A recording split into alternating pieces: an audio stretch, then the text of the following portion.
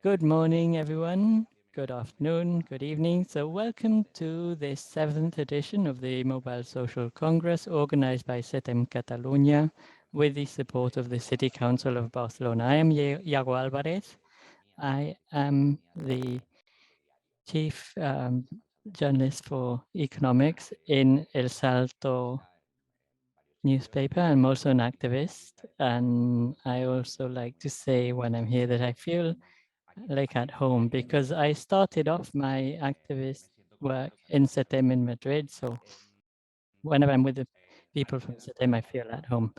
Before giving you some technical aspects, just to say I'm here to introduce the event, and I'd like to highlight how important these events are on these topics, especially right now with all of these news that we are bombarded with on COVID and wars. It's difficult to find time to think about things in the mid and long term. And I think these topics are very important. Yesterday, the new or latest report of the IPCC was published, and it's terrifying. And among so much news, it may go unnoticed. So I'd just like to highlight how important it is to have organizations like SETEM and with the support of the City Council of Barcelona to support these initiatives, which have been ongoing for 7 years. Before starting, just let me give you some technical instructions. You know that these talks will be recorded. So we would kindly ask you to keep your microphones off while other speakers Recording are in speaking. progress. There we go. So if you have any questions, please use the chat where we will gather your questions and comments. There will be facilitators for each of these sessions. We also remind you that there is interpretation available. If you want to listen to the English or Spanish interpretation, you can access the different language options. And lastly, we'd like to ask you that when we take a break, please stay on the call. You can simply turn off your cameras and then wait for the session to resume, but don't leave the Zoom room. So we'll get started. Today's session will start with welcoming words by David Llistar, who is the Director for Global Justice and International Cooperation from the City Council of Barcelona, and Elena Romagosa, who is the Chair of SETEM Catalunya. So I'll give the floor to David. So good morning, everyone. Good morning to those of you who are here tuning in. First, I'd like to thank SETEM and the ecosystem of NGOs, unions, and European networks who have made it possible to host this 7th edition of the Mobile Social Congress on the impact that technology, electronics have, especially at these times of the year where Barcelona becomes the world capital of mobile technology. But as we all know, uh, technology has changed our lives greatly, but we need to carefully take a look at this and see what the future trends are and what the impacts are beyond the most immediate impacts. So these are times of change, and change is happening very quickly, and the gap between grandparents and their grandchildren is huge. We can see this in our families, in the way we communicate. And there is a close link between these cultural, educational, and political changes and technology and the deployment of technology. There is technology can help us to understand many things when we are thinking about this cultural and political change. It is true that if there is one technology totem today, it's no longer the computers or TVs, but our cell phones, which have allowed a certain group of population who couldn't afford computers to have access to this, we could say, broad and seemingly open space that is the internet, where you can look up any information anyone when you need to communicate with a group of people, as you are seeing now, and our fellow citizens from Ukraine are seeing when they have to leave their homes. The only means they have to follow the threat posed by the Russian invasion is with their mobile phones. We see this also with the refugees who are entering Europe through the Canary Islands, and their ways of finding out information is using their mobile phones. And we also see this in the refugee camps of Syrian citizens in Jordan, who can stay up to date with what is happening through their groups on social media. So we could say that mobile phones are a technology totem today, which has led to many, many transformations. And before finishing my introduction, I'd like to give you some figures on how the use of mobile phones has expanded in places that we don't control so much, such as in the African continent and in the periphery of Latin American cities. If we look at the scope of how this infrastructure has expanded, the first piece of information is that there are 5.2 billion single users who have a smartphone. That is 66.6% of the global population who have a smartphone. So the technology is very much expanded. The other figure I'd like to give you is the average time that a user of a mobile phone spends connected to their smartphones. I don't know how many hours you spend on your phones. I spend many hours on my phone, but in some countries, statistics are crazy. According to figures from GSMA Intelligence for 2021, the record is held by Filipino mobile users who spend 6 hours on their phone. Then in Brazil, Indonesia, Kenya, Colombia, Nigeria, they clock in at more than 5 hours a day on their phones. And this could seem like just another figure, but if we understand that we read our world through our mobile phone, it's the way we perceive politics. If we know that this is controlled by algorithms that have been designed by Google, Facebook, Amazon, and Chinese companies, these algorithms are very much polarizing, and they are the loudspeakers for hate speech. So if we bear all of this in mind, we can relate it to the processes of political polarization that we are seeing in many countries in the north and in the south, which are very dangerous. And then we have the physical need to manufacture all of these products, which contain critical minerals that have to be mined and then manufactured in factories in poor countries that very often incur human rights violations. So as I was saying, these days, Barcelona is the world capital of mobile phones, and I think it's very adequate for SETEM and all of this network of NGOs and the City Council of Barcelona, which is sponsoring this event financially. As I said, it's very important that we have these events, and we've been able to do so in a continuous manner for so many years. I'd like to congratulate SETEM on the quality of the program for this year's edition.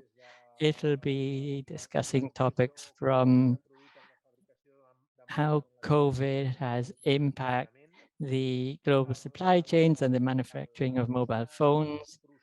Also, the process that has been sped up by the Russian invasion in Ukraine of the Green New Deal and the digital revolution, which will mean that those that live in countries that are rich in minerals will be greatly threatened. Also, sections on recycling mobile phone batteries and activism in Africa. So all of these contents are very timely, and it'll be great to be able to listen to all of our panelists. And I think that would be all on my behalf. I'd like to thank Iago and all of the organizers behind it, Claudia, Judith, Elena, and I wish you a great mobile social congress this year, and I hope that we can find our way into the Mobile World Congress so that all of this network of companies, states, mobile phone operators, to hear our alternative vision. I mean, what we have been able to see is that they don't acknowledge this other vision, and this is having dire consequences on human rights around the world. So this task we're doing is very important, and I encourage you to continue because the world we live in is very complex. Thank you. Thank you so much, David. Elena, your turn. You have the floor. Good morning, and thank you so much for giving me the floor. David's introduction was great because he gave us the thread to this event. Before starting off with my brief presentation, I'd like to say that from SETEM and all of the people who are linked to SETEM, I'd like to say loud and clear, no to wars, no to any wars, no to the war we see on our TVs, and no to all of the open conflicts that are ongoing and that we don't know about. It's unacceptable. Weapons will never solve the problem. So I want to make it clear that SETEM and all of us who are here today working on the Mobile Social Congress are bearing this into account. And the situation is very difficult to come to terms with. So having said that, putting technology at the service of life. I mean, it should seem so obvious that we shouldn't even say this. I mean, how could it be any other way? We have to place technology at the service of life. We're at the 7th edition of the Mobile Social Congress, but we still have to remind us all of these very obvious things. But placing technology at the service of life, yes, but at what price? And that is what we'll be looking into this morning and tomorrow afternoon. And the Mobile Social Congress kicked off on Sunday with an alternative and more festive event. I think it's always good to start off celebrating. But I think that if we look at the programs of the 6 previous editions of the Mobile Social Congress, I think this year's is the strongest. Since we started off with the Mobile Social Congress, we had it clear that we weren't here just to denounce, but to give space and a voice to all of the different alternatives, to the big and small initiatives, the news that were finding a way and that were done in a coherent and respectful way. And I think this year event is where we have to denounce all of the injustice. As David said, we're living times where change is speeding up and things are changing completely. And COVID-19 has been, we could say, the cherry on the cake in the rapid change. So this morning we will kick off with hearing about the post-COVID situation and the semiconductors, which we are seeing is having an impact on our daily life, but also we'll discuss public procurement. And this is something that SETEM has been working on for many years, public procurement.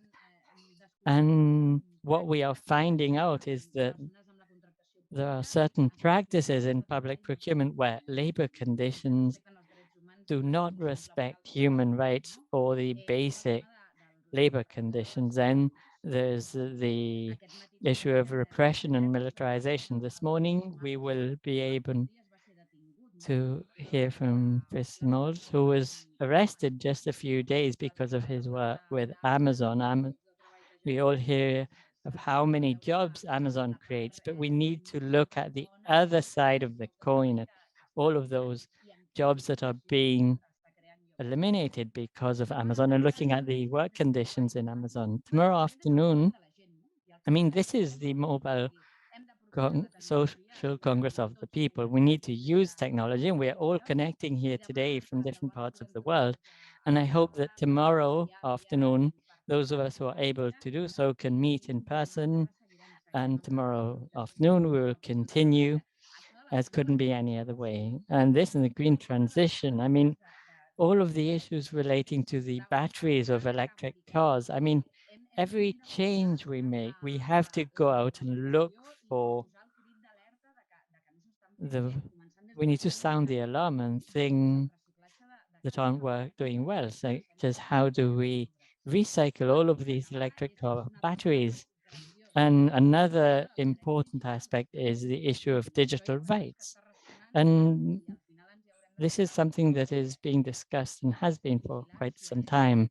But all of this control and vigilance that we have been warned of for so long, you know, they tell us that when something is for free, it's because they're surveilling you, and we don't fully understand this or don't see how it impacts on our lives. So I've run through the different topics of this year's edition because I think that is the situation we're living. Some weeks ago, I was lucky to listen to Yayo Herrero. I guess some of you will know her. She was at a session where we were talking of the collapse of the world, and there was something she said that I didn't know, and that is that she was saying social mobilization is a cyclical process. It comes in waves. You know, when people go out into the streets to demonstrate, this happens in waves or cycles. And she was saying that now we are at a time where mobilization is low, but that we need to be prepared and organized. Why? Because what was clear and what was being studied was that any process of social change has always emerged from the grassroots level. And that's the point I want to make in this brief presentation. All of these organizations and networks and associations working relentlessly all year round. I mean, now we're at the Mobile Social Congress, but we work all year. And all of these organizations and associations need to be supported, and we need our societies to be well organized so that when it is required from us, we can go out onto the streets.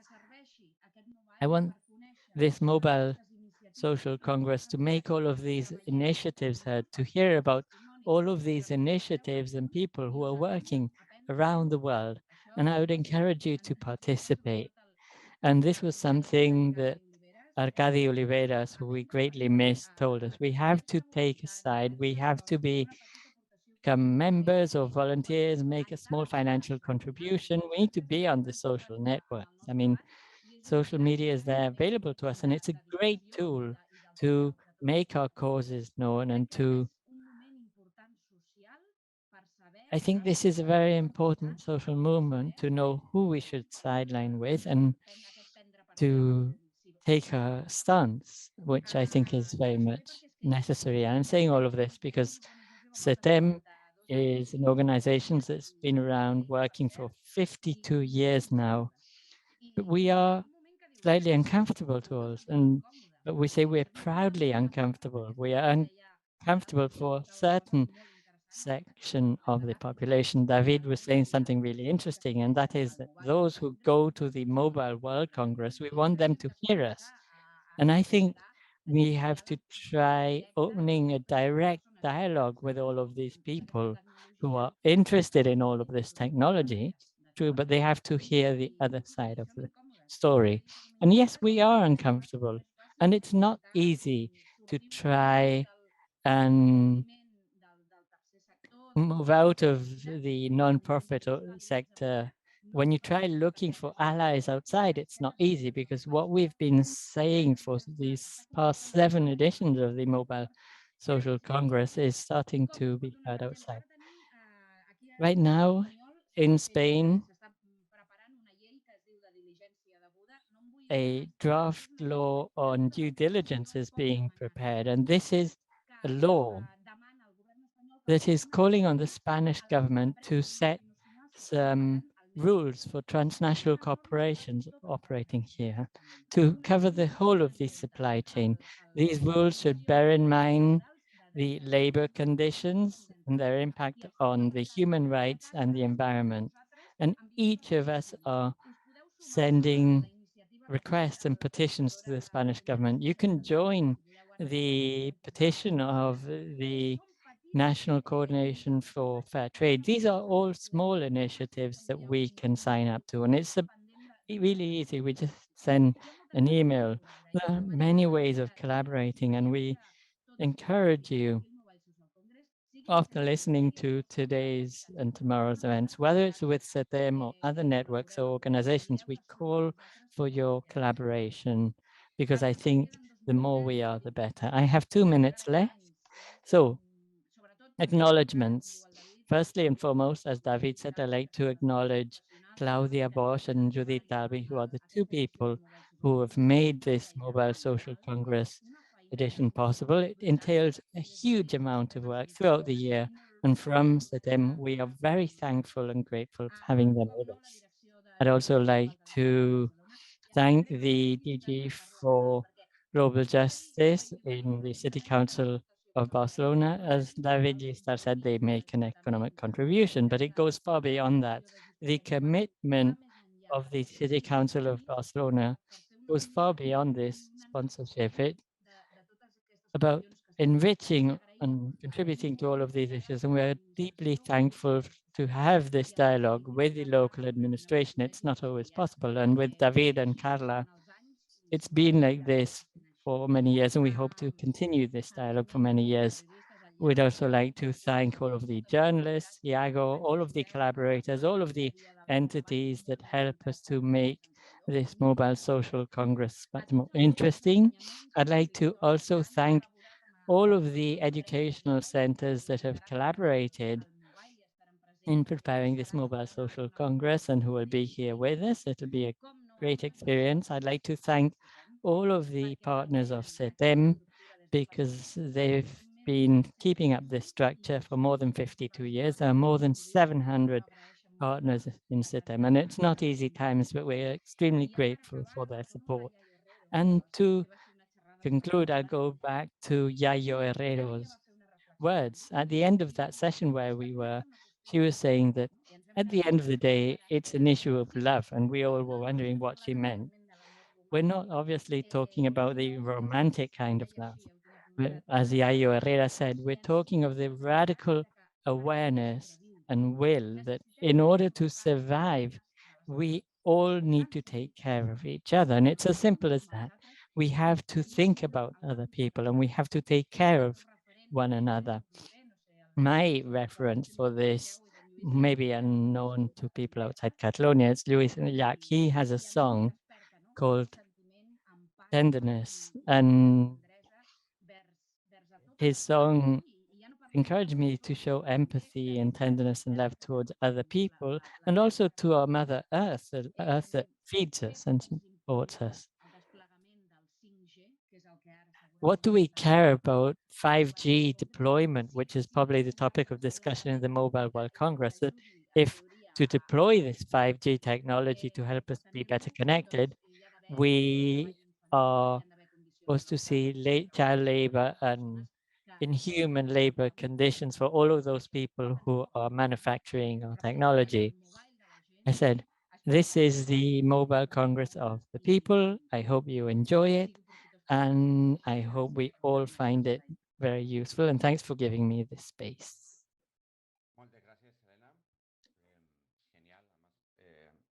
Thanks, Elena, for quoting those references. Thank you so much, And I Elena. think it's You did a great summary of this great for Congress the and the agenda that we have Congress, today. which is so important.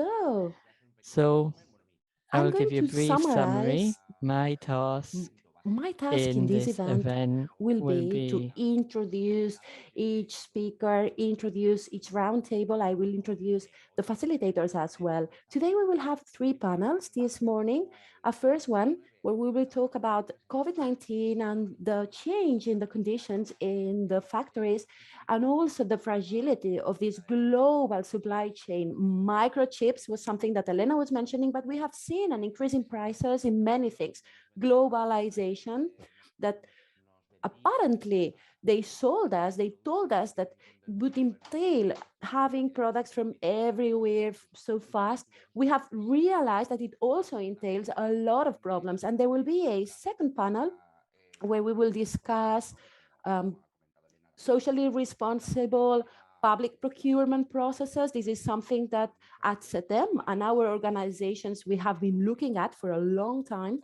So public administrations have some problems with this, but it's so important. In this panel, we will talk about companies such as Amazon, Amazon Web Services, which is one of the main places to find information in the planet, and also Forcework that is there behind some very well-known brands. And a third panel on the experience of some union, anti-union practices in the States and in the Philippines, for example.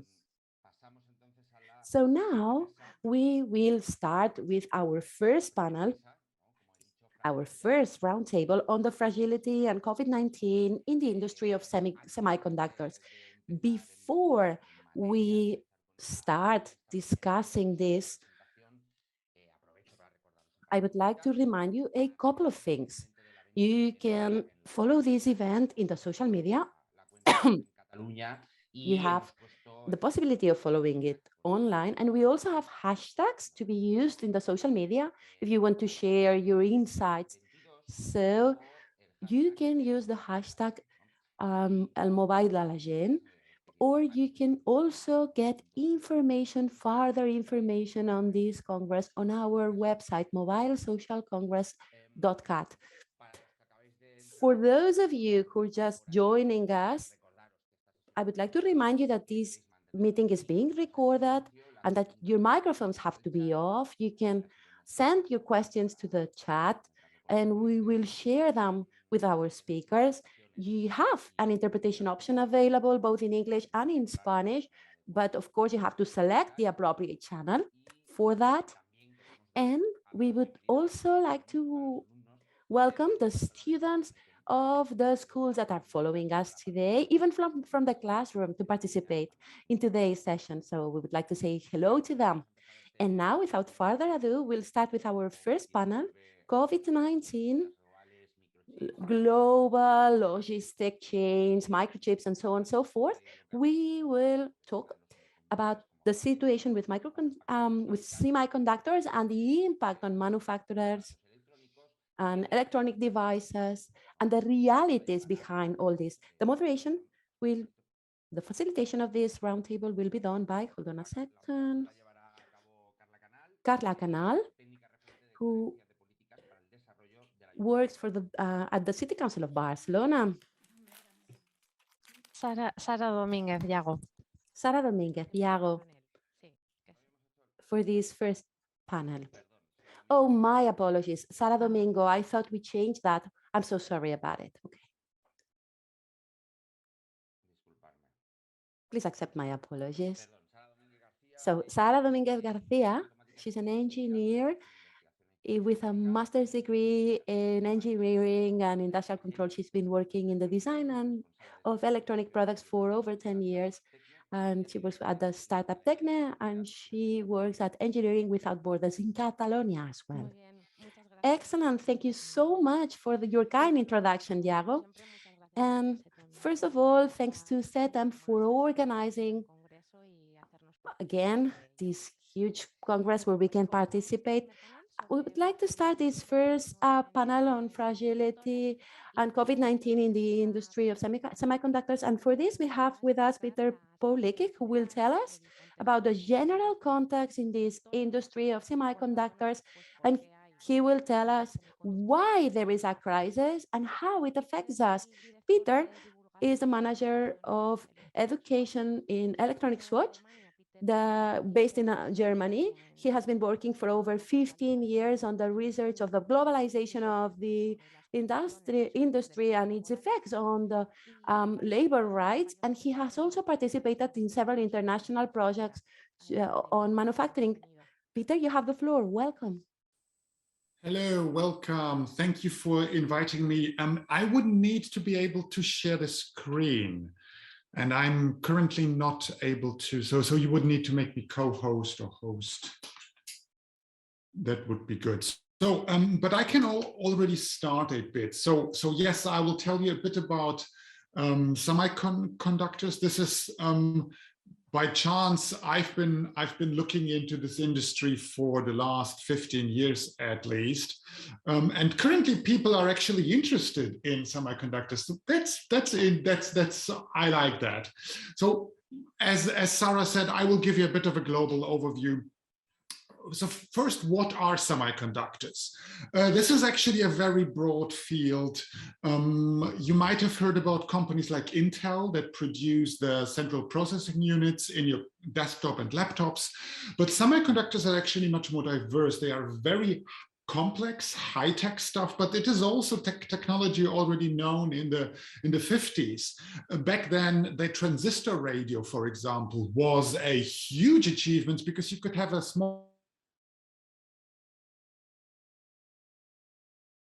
having batteries listen to music. That's actually also a semiconductor. So it's a very diverse group of different devices that are semiconductors, and they are being put together into systems. For example, here you see a Apple iPhone, a subcom component, but semiconductors are basically everywhere.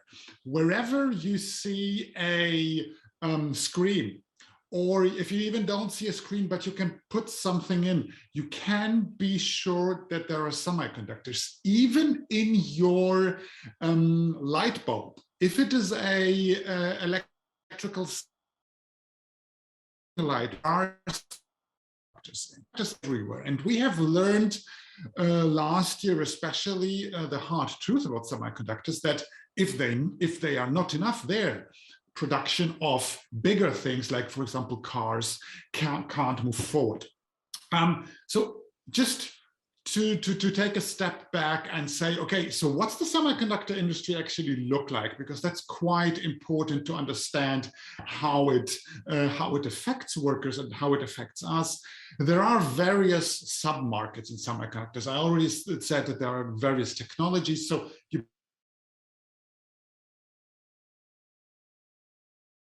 bytes on your smartphone, that's where you store things. There are things like logic, there are things like micro devices. So it is a very differentiated industry sector that is also, and that is the kind of the complexity that is coming in. 40 years ago, nobody was talking about supply chains because everything was done by one company. There was IBM, and IBM produced the software, produced the systems, produced the chips, and sold the computer.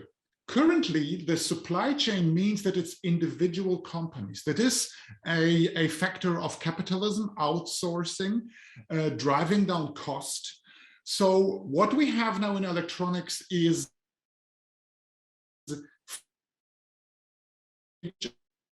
you have a specialized company.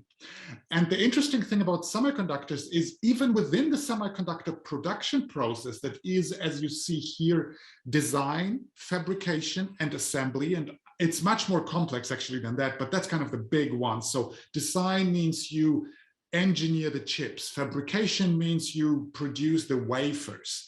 And assembly means you cut the wafers and put them into the plastic. Companies like Intel are called IDMs, or integrated device manufacturers. They do steps within one company.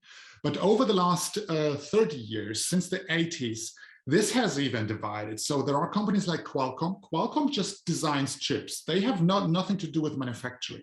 When they have designed a chip, they go to a company like TSMC in Taiwan, which then will manufacture the chip, and then they go with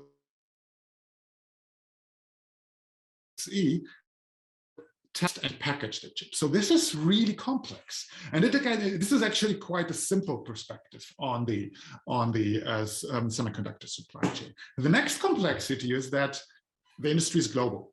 It has been global since around the mid 1960s. So what you see here on the left side is the factory of Fairchild in Hong Kong. It opened in 1966. It was potentially the first real worldwide. What you see on the left side is the Intel factory in Penang, which opened around 1972. And what you see here is why the globalization took place, because back then it was heavily labor intensive. Chip manufacturing was heavily labor intensive, and you had to have a lot of workers. So workers cost, how can you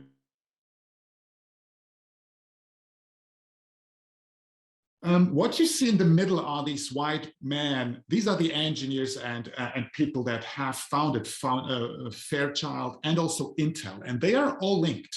It's a small group, and the interesting guy is the guy where I put the arrows into, because this guy is Robert Noyce. The Robert Noyce is the co-founder of Intel, and he said something very important, which is the basis of how the industry and all electronics industry is working. It's completely anti-union. And he said remaining anti or non-union is an essential for our company. This said back in the 70s.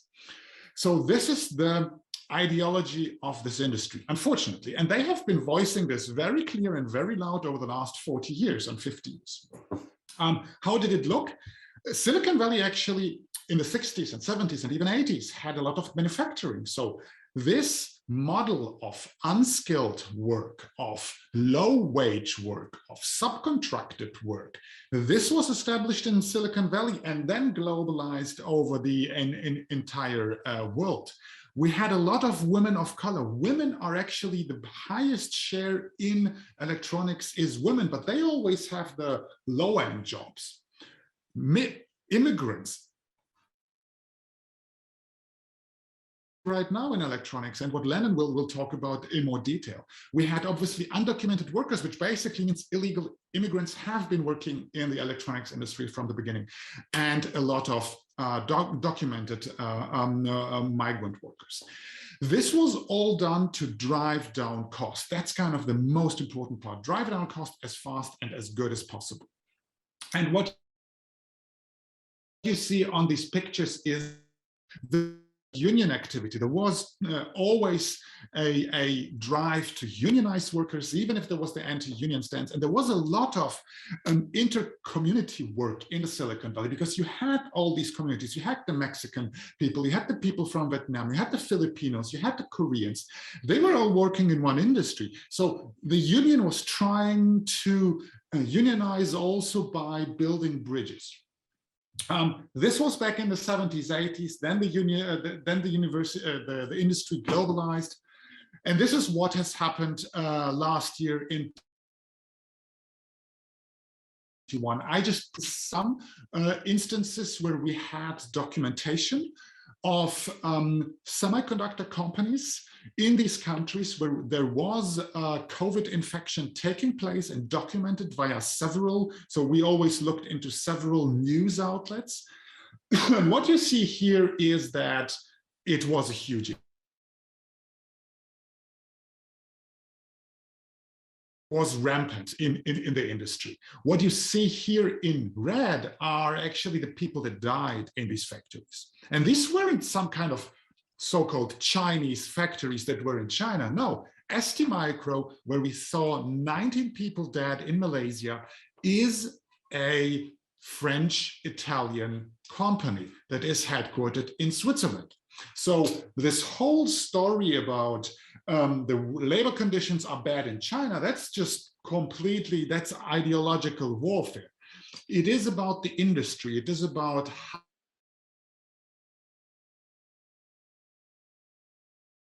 in Vietnam, we saw there are also a lot of electronics manufacturing and also semiconductor manufacturing in Vietnam.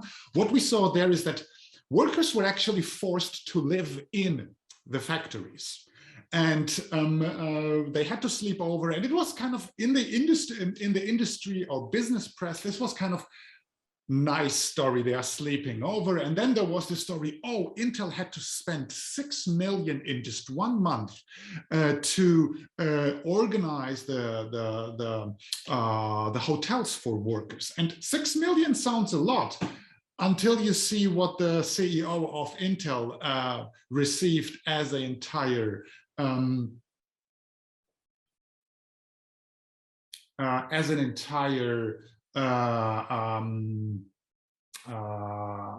earnings last year. And last year, Intel actually made 19.9 billion income. So this is after cost. So 6 million is actually not that much.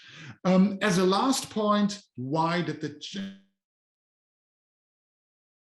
crisis, semiconductor crisis? Well, it's basically capitalism. That's kind of always the easy answer. It's about competition. So big companies were basically buying up chips by the truckload. And they were putting into the contracts that the chip manufacturers were not allowed to sell chips to smaller companies, to competitors. It was about size of customers. So the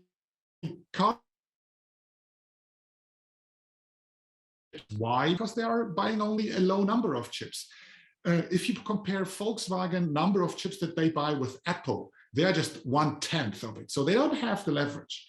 It is also about how companies organize their supply chains. It's about lean and mean, which means they don't want to have a lot of stock. They want to keep the stock at the supplier, so their costs are down. Because of driving down costs, as soon as a factory has to close, you have problems. And obviously there is also no money for investment, because old chips that were actually the most important issue,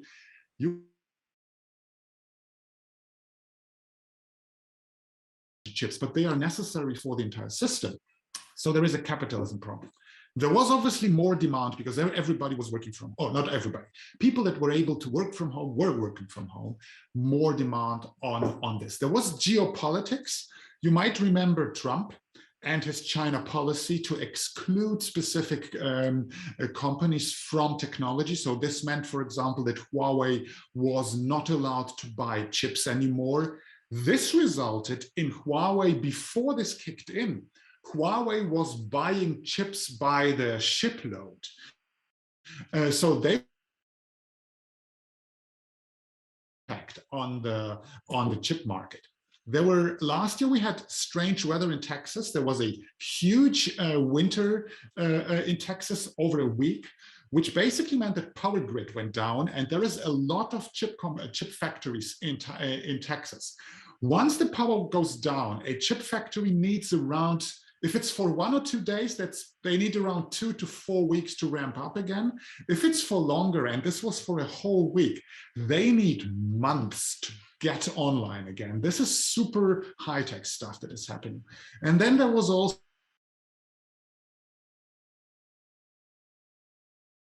2 years happening in wafer fabs.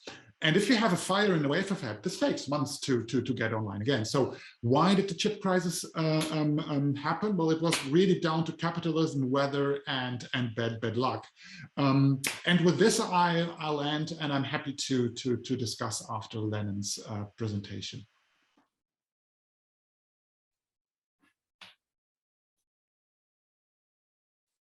Muchas gracias, Peter. Bien, ahora ante esta crisis de semiconductores. Thanks so much, Peter. So in light of this semiconductor crisis, new factories are being put up in different parts of the world to meet the growing demand for electronics in the world. So I wanted to ask you, Peter, how do you think this will be affecting, I mean, all of these new factories that are being built in a more distributed way across the world? Do you think labor conditions may improve? Do you think the conditions between the different territories will be more balanced, maybe? That's a good question, and I don't believe that, unfortunately. So what we are discussing especially is to move these or not to build wafer fabs, so the high-tech stuff, in countries like, or in European countries or in the United States. These factories are completely automated. There are almost no people working there anymore. But then the chips need to and test it, and that is labor intensive. This will not move to Europe or the United States because it's too expensive. So we will still have a global structure, and we will still see a very differentiated way in how labor rights are being complied to. This is more about regulation, and this is more about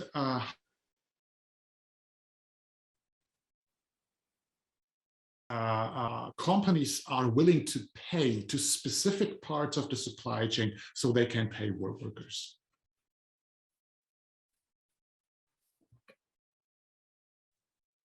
Gracias a ti, Peter. Thank you so much, Peter. I'd like to mention one point briefly. For some time, those of us who work in the design of electronics, and this is something that's closely linked to all of this, for quite a long time, the semiconductors crisis was in the making, right? But it wasn't as huge as it is today. For certain components like memory chips, not like now where it's affecting all types of components because the delivery times are critical and there's a scarcity of many different components when talking of semiconductors. And that is because the massive consumption of electronics has struck this sector, which we see isn't prepared. There is a greater demand and supply from the companies. So right now, I'd like to share with you through my daily work in electronics design, the companies that design electronics encounter huge difficulties when you design electronics, trying to avoid those components that are undersourced. I mean, in some cases, we've detected delivery times of up to 99 weeks for certain components. So we have to change our designs from one day to the next several times, because maybe one day you have a certain amount of components available, but then they run out the following day. So this semiconductor crisis is having a huge impact. There are also companies that are using this situation, the dealers who buy the components before they run out and then resell them at a much higher cost, and they don't always ensure the quality of the component. So I'd like to mention that it's not just about the scarcity or low production capacity, but also raw materials are limited. And this is also contributing to the situation sped up by COVID-19, of course, but COVID isn't the only cause behind this. Just to understand that when talking of these limited resources, when they produce components, you need resources such as water. They have to clean the layers of the semiconductors. You need oil for mineral stations, but for the plastic components and production chains. And the drought that we are seeing in Taiwan today, for instance, has a huge impact on the production of semiconductors. Water is an essential resource. We know that Taiwan is the greatest producer of semiconductors in the world, and it is facing drought and water scarcity because of climate change. They haven't been able to fill the water reservoir because the typhoons haven't been as heavy. They're saying it's the worst drought in 56 years hitting Taiwan. And this has meant they've had to use water that would be used for growing crops to factories. So they're prioritizing electronics in front of other sectors such as agriculture. And this is striking. Just to have an idea, the SMC, the Taiwanese giant semiconductor company, uses 155 million tons of water daily to produce its chips. This is about the size of 60 Olympic swimming pools, so it's huge. I mentioned water, but there are other things that are affected, like electricity supplies that are caused by the power cuts because of the growing demand for electricity around the world, especially in Taiwan. And I don't know if anyone among our audience has any questions for Peter on this first presentation.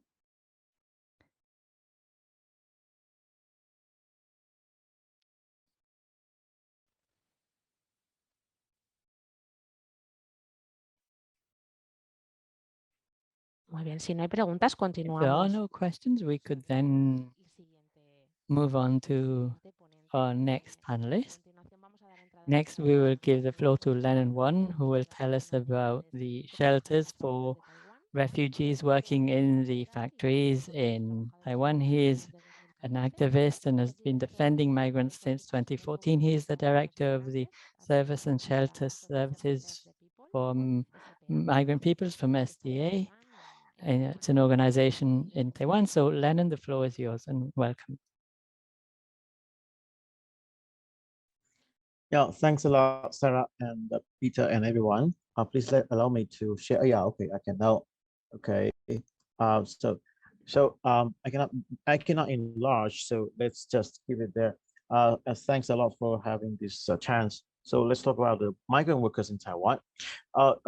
Myself, I'm working in SPA. It's a labor organization in Taiwan. Okay, so firstly, some facts about the migrant workers in Taiwan. Okay, I think most of you don't know this. The employers of the factories who hire the migrant workers, they don't need.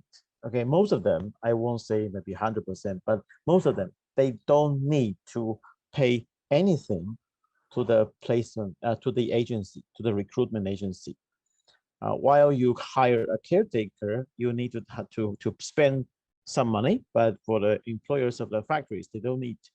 Everything about the managing, about the dorm, about translation, about the migrant workers in the factories are done almost freely by the agencies. And the employers, they can even take the kickbacks, means the money. Okay, they hire the workers, they don't need to pay, but they are paid. How could that be? How could the services, how could the works be free? Of course, it's not free. All of the money are paid by the migrant workers. So that's one of the fundamental reasons for the placement fee for the migrant workers in Taiwan, and maybe as well in other parts of the world. So what do? We are a labor organization, and since 2014, we started the shelter or the service center and shelter for migrant workers. Now we have 3 shelters for Filipino, Indonesian, and Vietnamese workers separately. So in the past 8 years, we shelter for more than 1,600 workers. We help them to file the case, to be sheltered, and follow up their labor, civil, or criminal cases. At the same time, we also try to help them to organize. Now we have one national union for the domestic workers, and we also have a factory workers union. That's for Indonesian workers. We have another organization for the Filipino factory workers, and we might help to other unions as well in the near future. These are some simple demographic features of the migrant workers in Taiwan. They are mostly from the 4 countries. Okay, all of them are from the 4 countries. You can see the manufacturer side and the social welfare. Manufacturer includes most of the factories. So we are focusing this part today. But at the same time, I just let you know that there are also more than 225,000 who are working in the social welfare, and most of them are domestic caretakers. Okay, this diagram doesn't include the fishermen in the far distant water. Okay, they are not under the labor.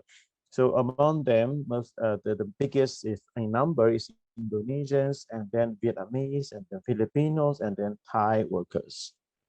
And what did we find from the electronics workers in the industry in Taiwan? We know there are many brands, their members, RBA will do the audits among their suppliers in Taiwan. And some big brands such as Apple, they will do the audits too. And we know the ILO forced labor indicators. But there are something, some points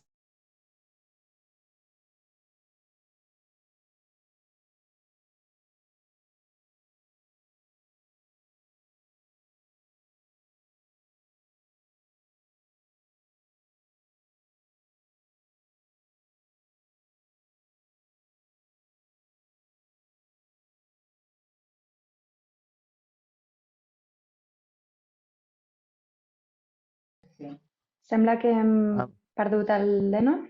Sorry, it seems we... Yeah, I'm back. It's I'm okay. sorry for We can hear you now. Thank you. Don't worry. Okay, let's just continue. I don't know where I was stopped, but anyway, I will continue here. The first thing we found among our interviews with the migrant workers in Taiwan is the night shift. Most of the night shift works are done by the migrant workers, and most of them, they don't change. Okay, the shift is not changed. So which means if you are in the night shift, you are in the night shift forever for the 3 years, unless there's a big thing. Okay, and usually then there's a differential. If the Taiwanese, they do the night shift because of the inconvenience, they will be compensated for a night shift differential. But this differential is much smaller for the migrant workers. And in many cases, there's not a single dollar. Okay, so it's very unfair.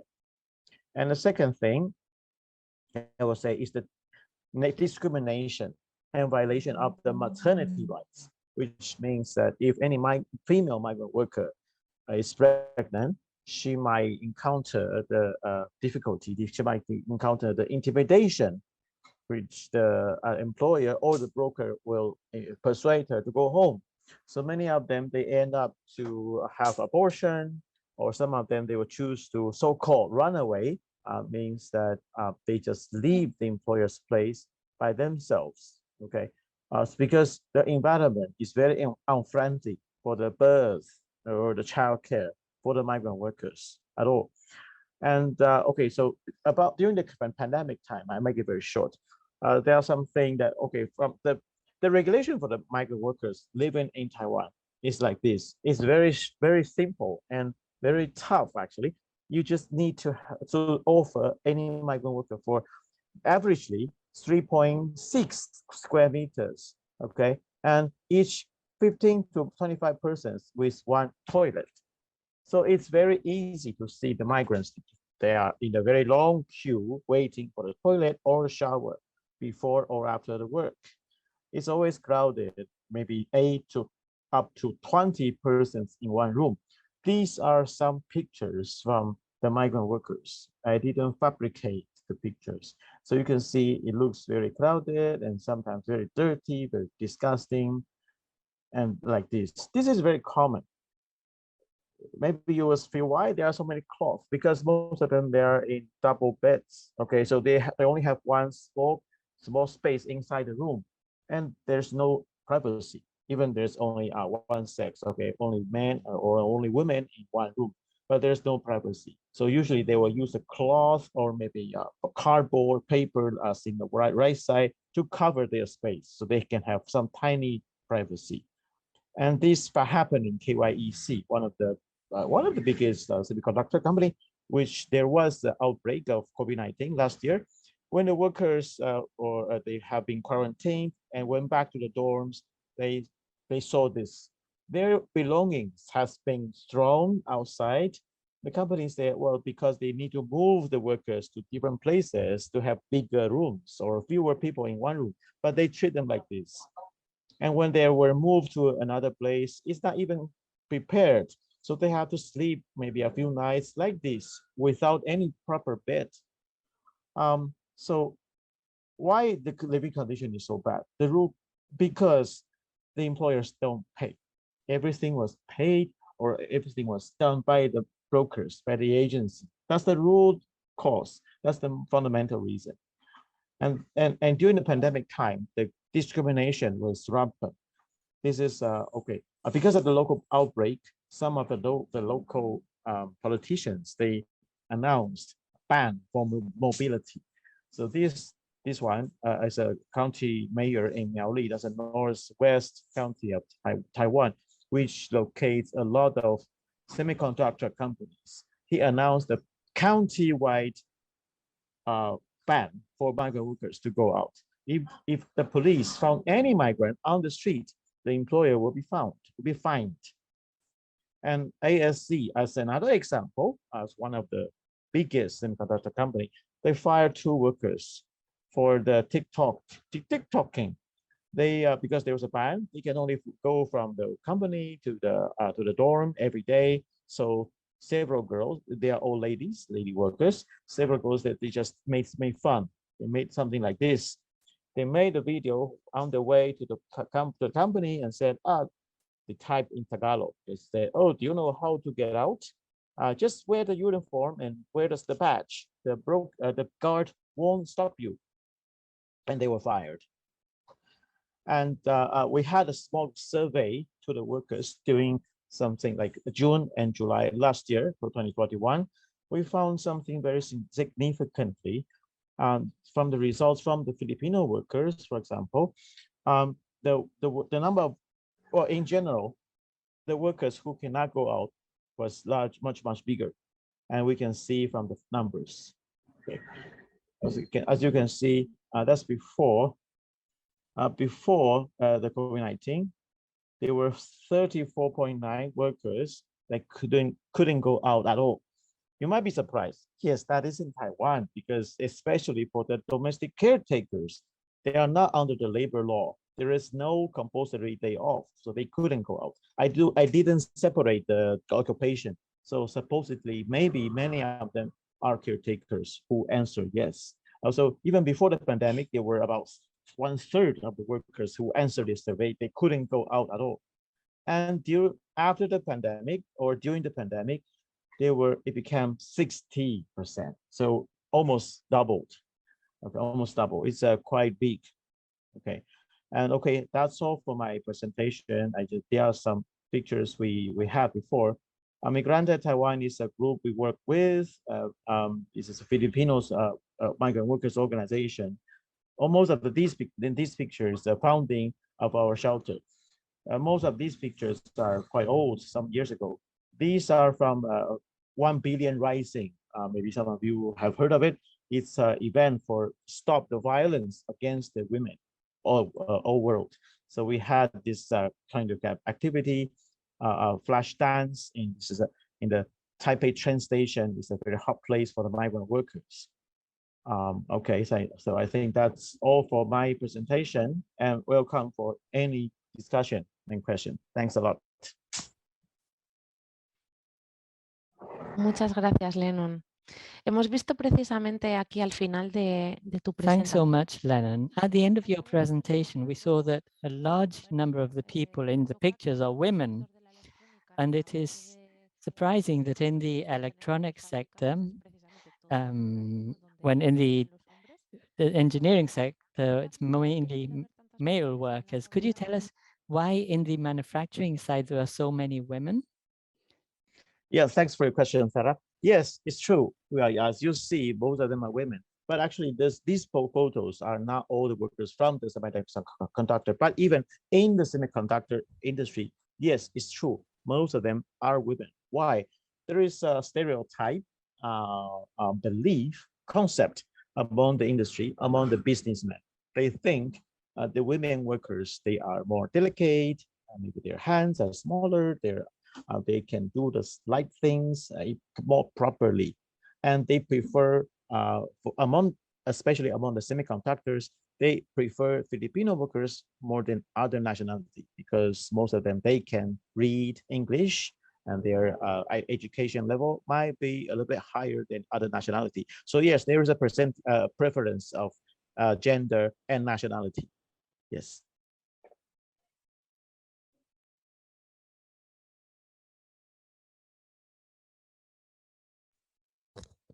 Muchas gracias, Lennon. Thanks so much, Lennon, for that answer. There is a question from Enrique in the chat saying, how could the war in Ukraine affect the crisis of the semiconductors? I don't know, Peter, Lennon, would either of you like to answer this question? Lennon, you want to go first? No, I think you go first.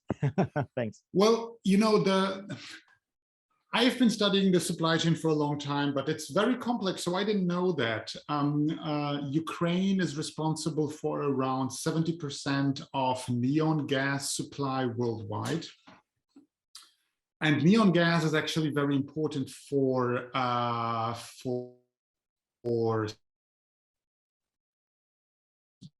the lasers that are being used in semiconductor manufacturing. So we have had now news in the business news about companies like Micron, for example, which is, I think, the third biggest memory supplier right now. They have already, before the war started, they have already had a publication on "We have diversified." Now, ASML, the biggest machine supplier to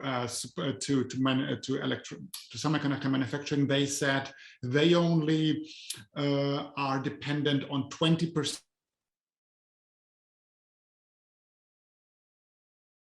to Ukraine. However, there is more. There is palladium, and there is some other very special metal that is important in small amounts, but it is important. There will be impacts the longer it goes, but you know, it's kind of, this is always a very, I think it's a very good question, but it's always a very strange discussion because, I mean, people are currently dying in Ukraine. So what do we care about neon gas? I always ask myself, but it might have an impact.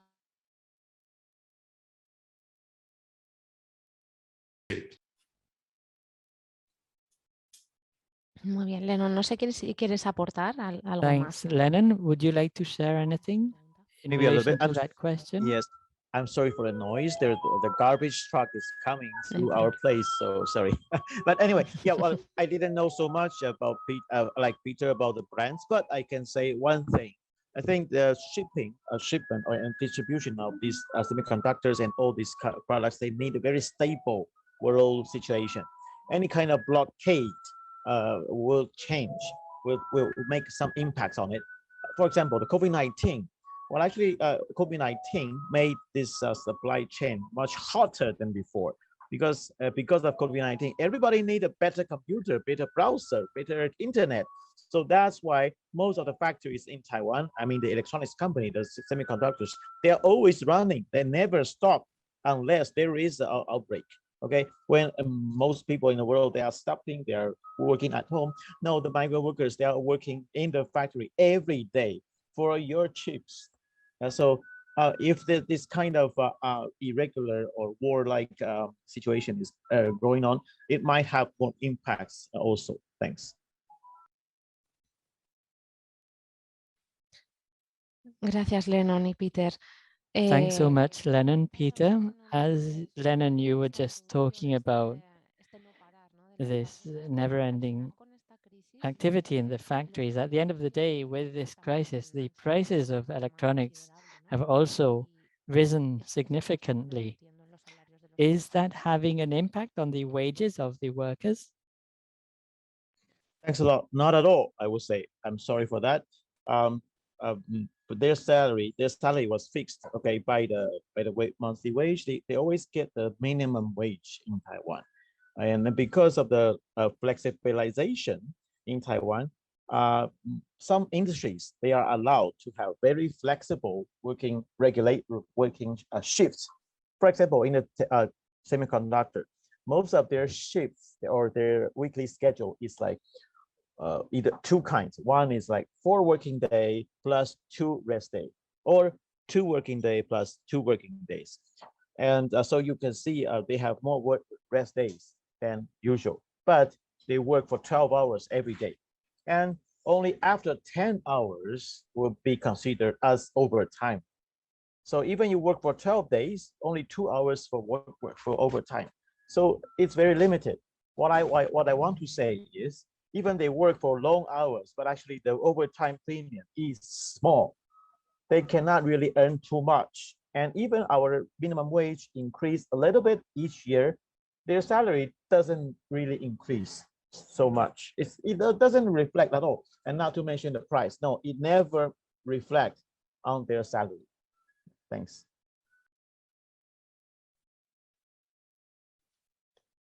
Gracias, Lennon. Al final, todos estos impactos. Thank you, Lennon. At the end, all these impacts of manufacturing electronics, I mean, for us as consumers, I mean, we do play an important role, don't we, in the consequences. So it is important that, first of all, we get all the information, and this is what we are doing today here, all of us, because we are now used to consuming electronic devices in an unsustainable way. It is absolutely very impossible to maintain this with this market of things that are not designed to last, with incentives to consume even more. And of course, this is fostering this overconsumption that leads to this situation where the factories cannot cope with it anymore, and we have to build new factories. What would be your recommendations for electronic consumers? What can we do when facing a situation like this?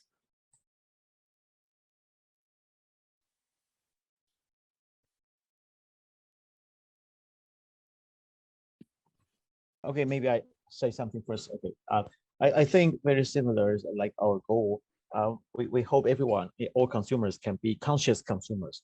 We hope everyone can buy the products that is not exploiting the workers. But how to do it? How to know it? We need to have more auditing works, more revealing, more transparent information about the supply chain. And we hope that all the consumers in all around the world can pressure their own government to pass the due diligence law, the human rights due diligence law. Like in Europe, if every country has this law, I think the factories, they have to change more and more to cope with it, or they will lose money. They will lose the business. Yeah, thanks. I think so too, that's kind of the right way to go. There is a big challenge with electronics. I always use this number. Last year, around 1.5 billion smartphones were produced. So the choice whether you buy one brand or another brand, it's not a big choice. Plus, these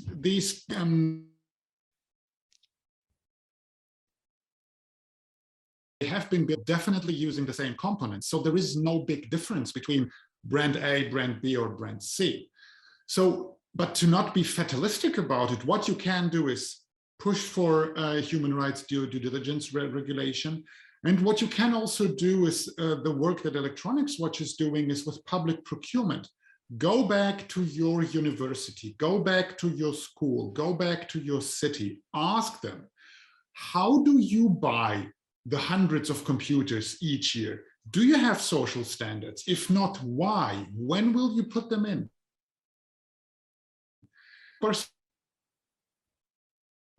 Actor in this field, as well as the Catalan government and the Association of Catalan Municipalities. They have become Electronics Watch members. They are acting. They are working very strongly with their supply chains to understand where are these factories, what is happening in these factories, and what is being done. And obviously, a city of Barcelona has much more leverage because they are spending much more money than me as a single consumer. So ask yourself, if you want to do something, ask the questions to the organizations that you're basically spending tax money. So it's spending the money you pay for. So they need to be accountable.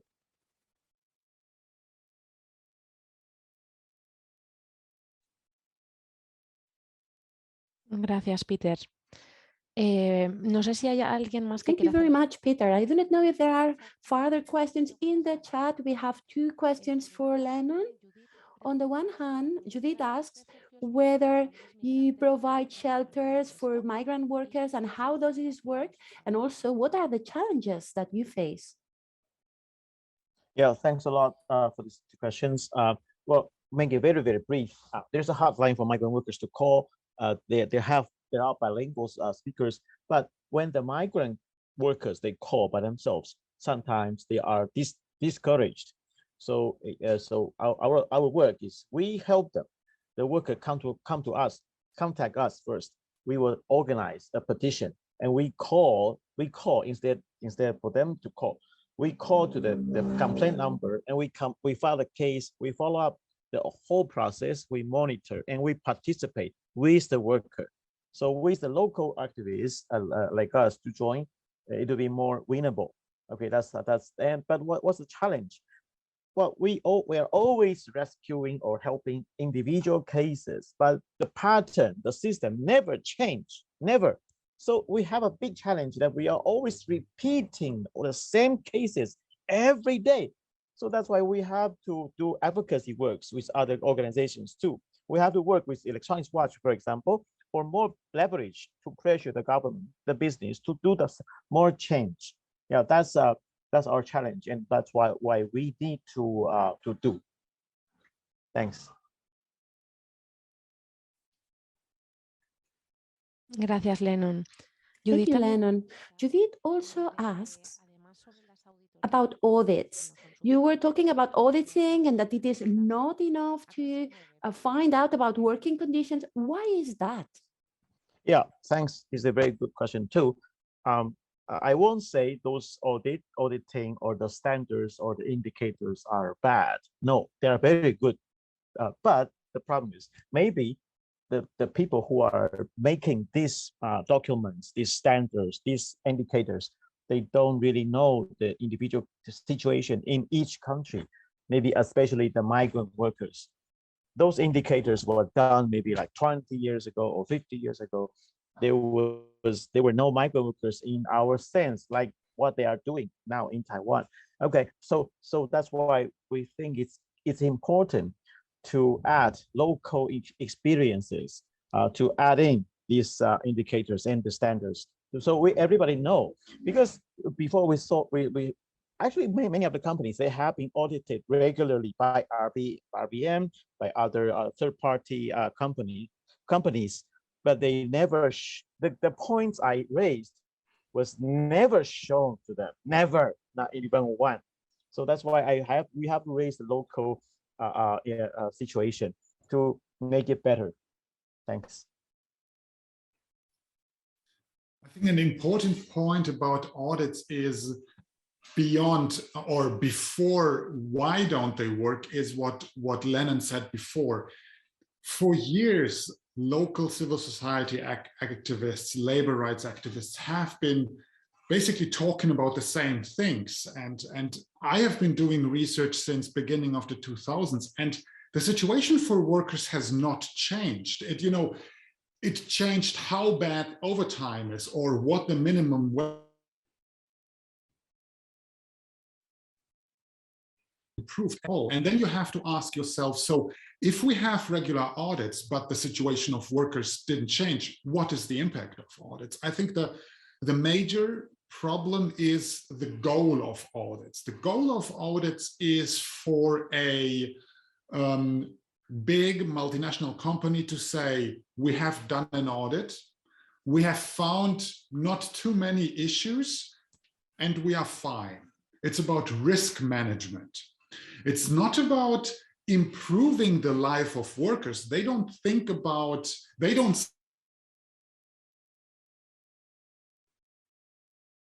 of we want to improve the work, the life, work, and labor conditions of workers. They start with the premise, what's the risk and how can we manage it? And this is a legitimate perspective. It's just the wrong perspective to improve something on the worker level.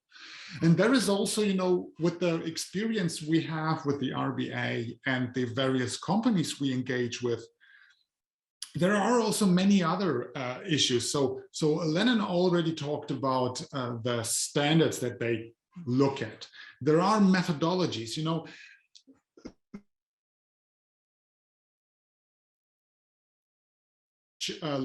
they have a boss.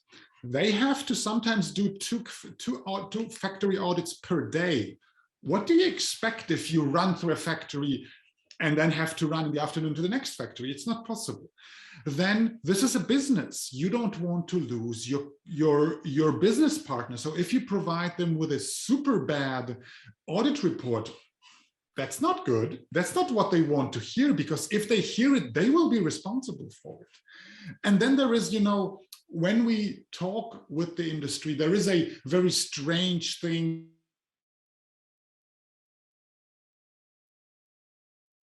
They tell us always, oh, your reports are so negative. And then we think, but wait, but how can you in a positive way speak about forced labor? How can you in a positive way speak about inhumane worker overtime, inhumane wage? How? You know, this, and this is now a very personal, and I know it's a very ideological perspective, but this is a bit like back in the bad old days of Stalinism, where everything was good. You were not allowed to talk about the bad things. Way to be positive. Even the bad things have to be positive. And that's, you can't, with such a language framework, you can't move towards issues because you will always be stuck in, oh, everything is fine. We just have some issues, but you have to be very open, transparent. And you also, and that is my last point, there is actually a disincentive for corporations to talk openly about issues, because if brand A starts talking openly about issues, then they will be the bad guys. But actually, openly. So they will be bad, and everybody else who is not talking about it will be the good guys, which is wrong because they are the bad guys. And everything, you know, the whole industry is bad. So we have to have regulation that forces everybody to speak, because then you will basically say, oh, the entire industry is not really good. Then you will have some development.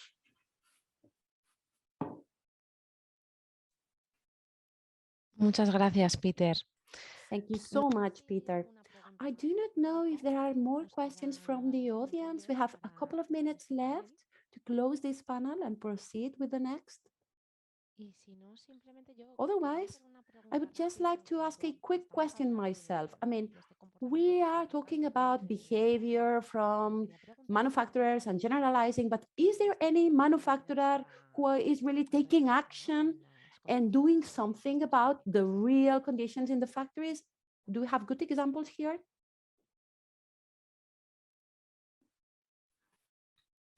Well, there is, at least from my perspective, there is an organization that is called Fairphone. But, so Fairphone started from a good point.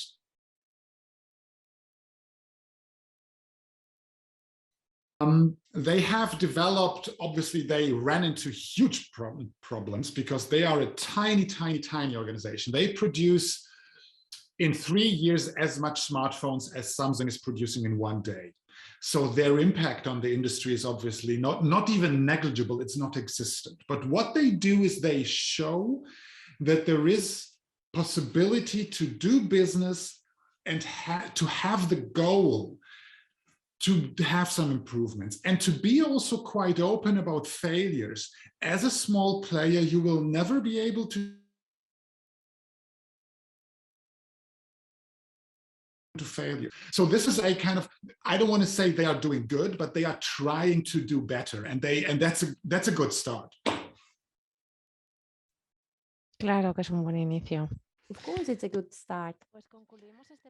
Well, so we will now finish this panel on the industry of semiconductors. Thank you very much, Peter and Lennon, for sharing with us your experience, and thank you to everyone. Thank you, everybody in the audience. So we hope that thanks to the task of associations like Lennon's association, Peter's association, and the rest of associations that are here today, we could improve the conditions in the factories. And us, as consumers, we also have to be a part of this change. Thank you so much to our two speakers. And now we will start with our next panel. Thank you. Bye-bye. Thanks, bye. Wonderful. Thank you, Sarah. I need to say that this panel has been so interesting. That international experience, learning it from the horse's mouth, that was so great. We will now start with our second panel, which are new ideas for socially responsible public procurement. Now we will have a facilitator, Carla. She's an expert in politics, and she has a master's in public cooperation. She's worked with public policies for sustainable development in the Catalan government, but now in the City Council of Barcelona as well. She used to work in international cooperation projects regarding education and development in several companies, and she now works at the management of international justice and cooperation of the City of Barcelona. I would like to remind you, if you have just joined our event, that this session is being tape recorded and that you have to switch off your microphones. You can ask your questions in the chat if you wish. And Carla, who's going to be facilitating this panel, she will ask this question to our speakers, and you will have the interpreting option both into Spanish and into English in Zoom. So Carla, the floor is all yours. Thank you so much. Good morning.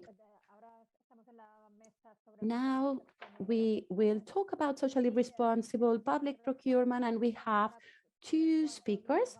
Well, the first speaker will tell us about the money that Amazon earns in public contracts in Europe, and the second one has to do also with public procurement. Our first speaker will be Stan de Spilgelare. I do not know how to pronounce this, but Stan directs politics and research in Uniglobal Europe, and he works at the university as well. He does some research on the participation of workers and employees and social public procurement. He used to work in Union Institute in Europe. Stan, if you're with us, you could start, and then I will introduce Christine Talbo afterwards. Yeah, good morning, everybody. I'm Stan de Spiegelare. I hope you hear me well. I would like to share my screen to give a small presentation, but that seems to be not possible for the moment. So I don't know if the technical people can give me the right to share my screen. Then, yeah, that seems to be possible now. So I hope you can see my presentation right now. Okay, just give me 1 sec. I need to organize my stuff. Okay, so I'm Stan de Spiegelare, and I'm going to talk to you about public procurement, and mostly the money that Amazon is getting from public procurement. But I will take the opportunity to give you a little bit of a broader view. So I'm not only going to talk about this research that we've done, but I'm going to talk about Amazon in general. So for those who are fans of The Hitchhiker's Guide to the Galaxy, they might understand the reference to one of the books. So the title of the project that I'm of the research that I'm going to present is called "So Long and Thanks for Your Taxes," which is obviously a reference to all the tax money that Amazon is getting over the years. Now I'm going to start with a little quiz. So I hope you can give your reactions via Zoom. So the first question that I have in terms of the quiz is how much, according to you, how many people are working in Amazon in 2020? And you can react via your emoticons. And so if you think that there are 30,000, then you should give the clapping hands, 150,000, a thumbs up, 500,000, a little heart, and a laughing guy for over 1,300,000. So I see some hearts, I see some thumbs up, I see some clapping hands. So let's see at the reality. So the reality is that in 2022, right, the Amazon has over 1,300,000 workers. So we've made this little animation to show you a little bit how many employees, how many workers Amazon has. And you can see that this rises really, really sharply. And in 2020, so it's over 1 million workers, and that's roughly the population of Estonia. That's more than the whole population of Malta. It's more than the whole population of Luxembourg, of Cyprus. And so it's roughly the population of Estonia. 2021, we already know that Amazon employs more than the whole population of Estonia. Okay, Estonia, it's a small country, fair enough, but this is the direct employment. So this is employees working directly for Amazon.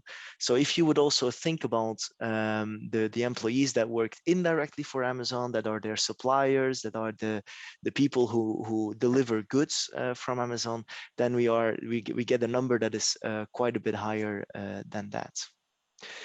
Just to show you the same image, the same message that Amazon is really an important company to work on, we made a different animation which looks at the number of employees, so same thing, in the what we call the GAFAM companies. GAFAM, it's Google, Apple, Amazon, Microsoft, and Facebook. So it's all those technological companies, right? And what you can see is over the years, right, Microsoft stays the largest for a long time, but then Amazon becomes really, really big, and definitely compared to the other ones, it's a massive company. So the point that I want to make in the first couple of slides is that Amazon is massive. It's a huge company that has enormous amount of employees, and that is in a lot of the markets. This slide here shows what is called the Bezos empire. So the head of Amazon is Jeff Bezos, and it shows a little bit what companies are all related to Amazon. So what we can see is that, well, obviously Amazon is known for its internet platform, where they sell stuff, but they have a huge amount of other activities. For example, in the US, the people from the US, they might know Whole Foods, which is a distribution chain of food, organic food quite often. So that is, for example, also owned by Amazon. Amazon has also Amazon Prime, which is a bit like Netflix, etc. So it's also a streaming service for series. They also have stuff like a Kindle, which is an e-reader. They have a service called Ring, which is a sort of tool which is a doorbell basically, but a very high-tech doorbell. They have a company called Recognition that's face recognition software, which is used by a lot of police, etc. Importantly, they also have a part called Amazon Web Services, which provides cloud services to companies and governments. And we're going to talk about this one also later. But also not under Amazon, but owned by Jeff Bezos. They own the Washington Post, so the newspaper. They also own Blue Origin, which is the company that has shot some rockets into space beginning of last year or this year even, I don't remember. And they have recently also bought the Hollywood studio MGM, which means that they also own a lot of the, let's say, filmmaking capacity in Hollywood. So what I've really tried to show you here in the last couple of slides, again, is that Amazon is a massive company. It has an enormous number of employees, and it is in an enormous variety of sectors. So they're doing commerce, they're doing distribution, they're doing distribution of food, also online e-commerce, but also face recognition, lots of software and digital solutions. So the next question I would like to ask you, so we're going to do another small quiz. So same rules, you can answer using your emoticons.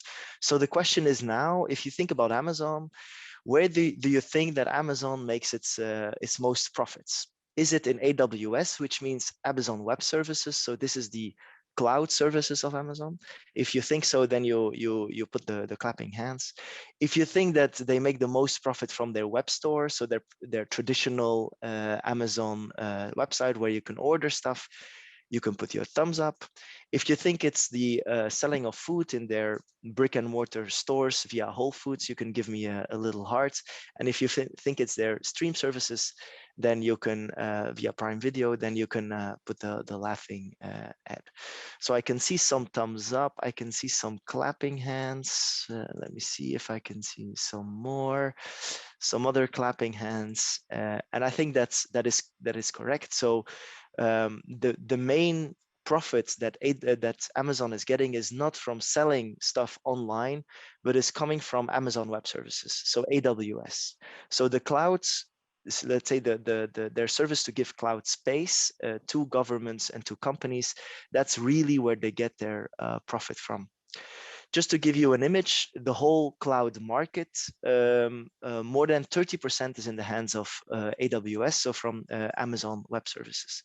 So most of the cloud services in any, like not most, but the largest player is Amazon. And this is something that I think the people who follow the company, they know that, but the people who don't really follow the company, then they might be quite surprised that Amazon is actually, first of all, much more than the e-commerce platform, but also they get their profits mainly from cloud services. So Amazon is massive, right? I think I made that point. Amazon is also massive in the cloud.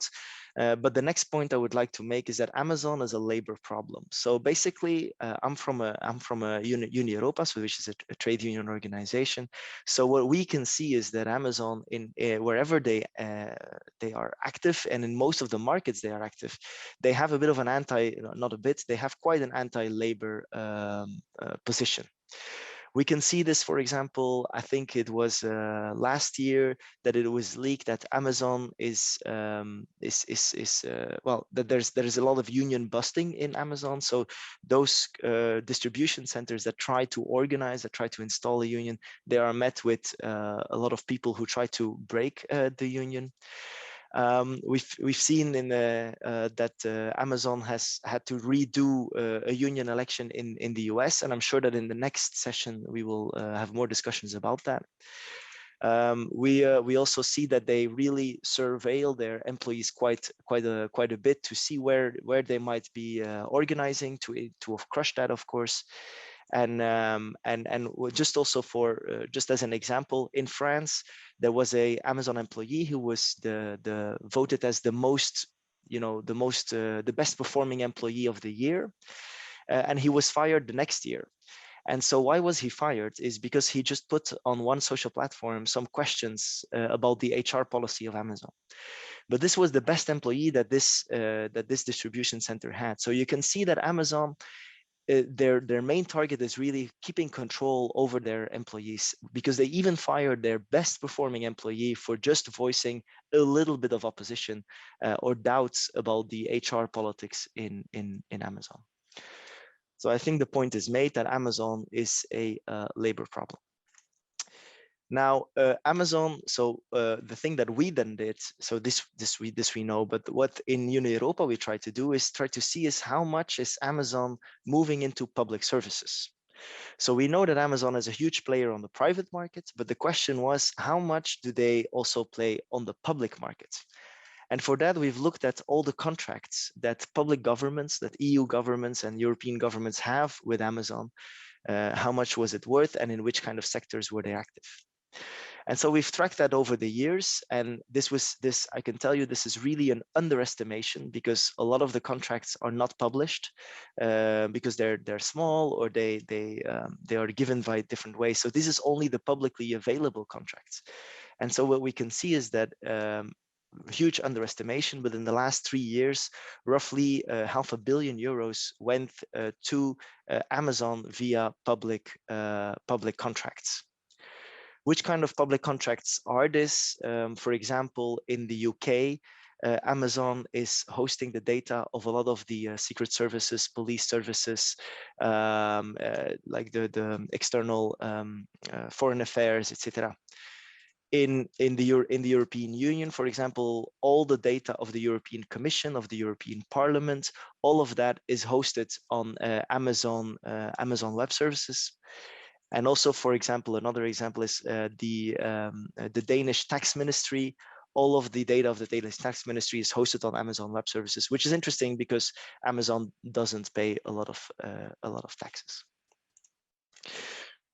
So this is a little bit our study that we've done. We've tried to track how much money and how many contracts go to Amazon. And the point that we want to make is that if we want Amazon, if you want Amazon to be a company that is good, that public contractors, local governments, national governments, they have to use the power that they have. They use their public money, their public procurement, to put pressure on Amazon to respect labor rights.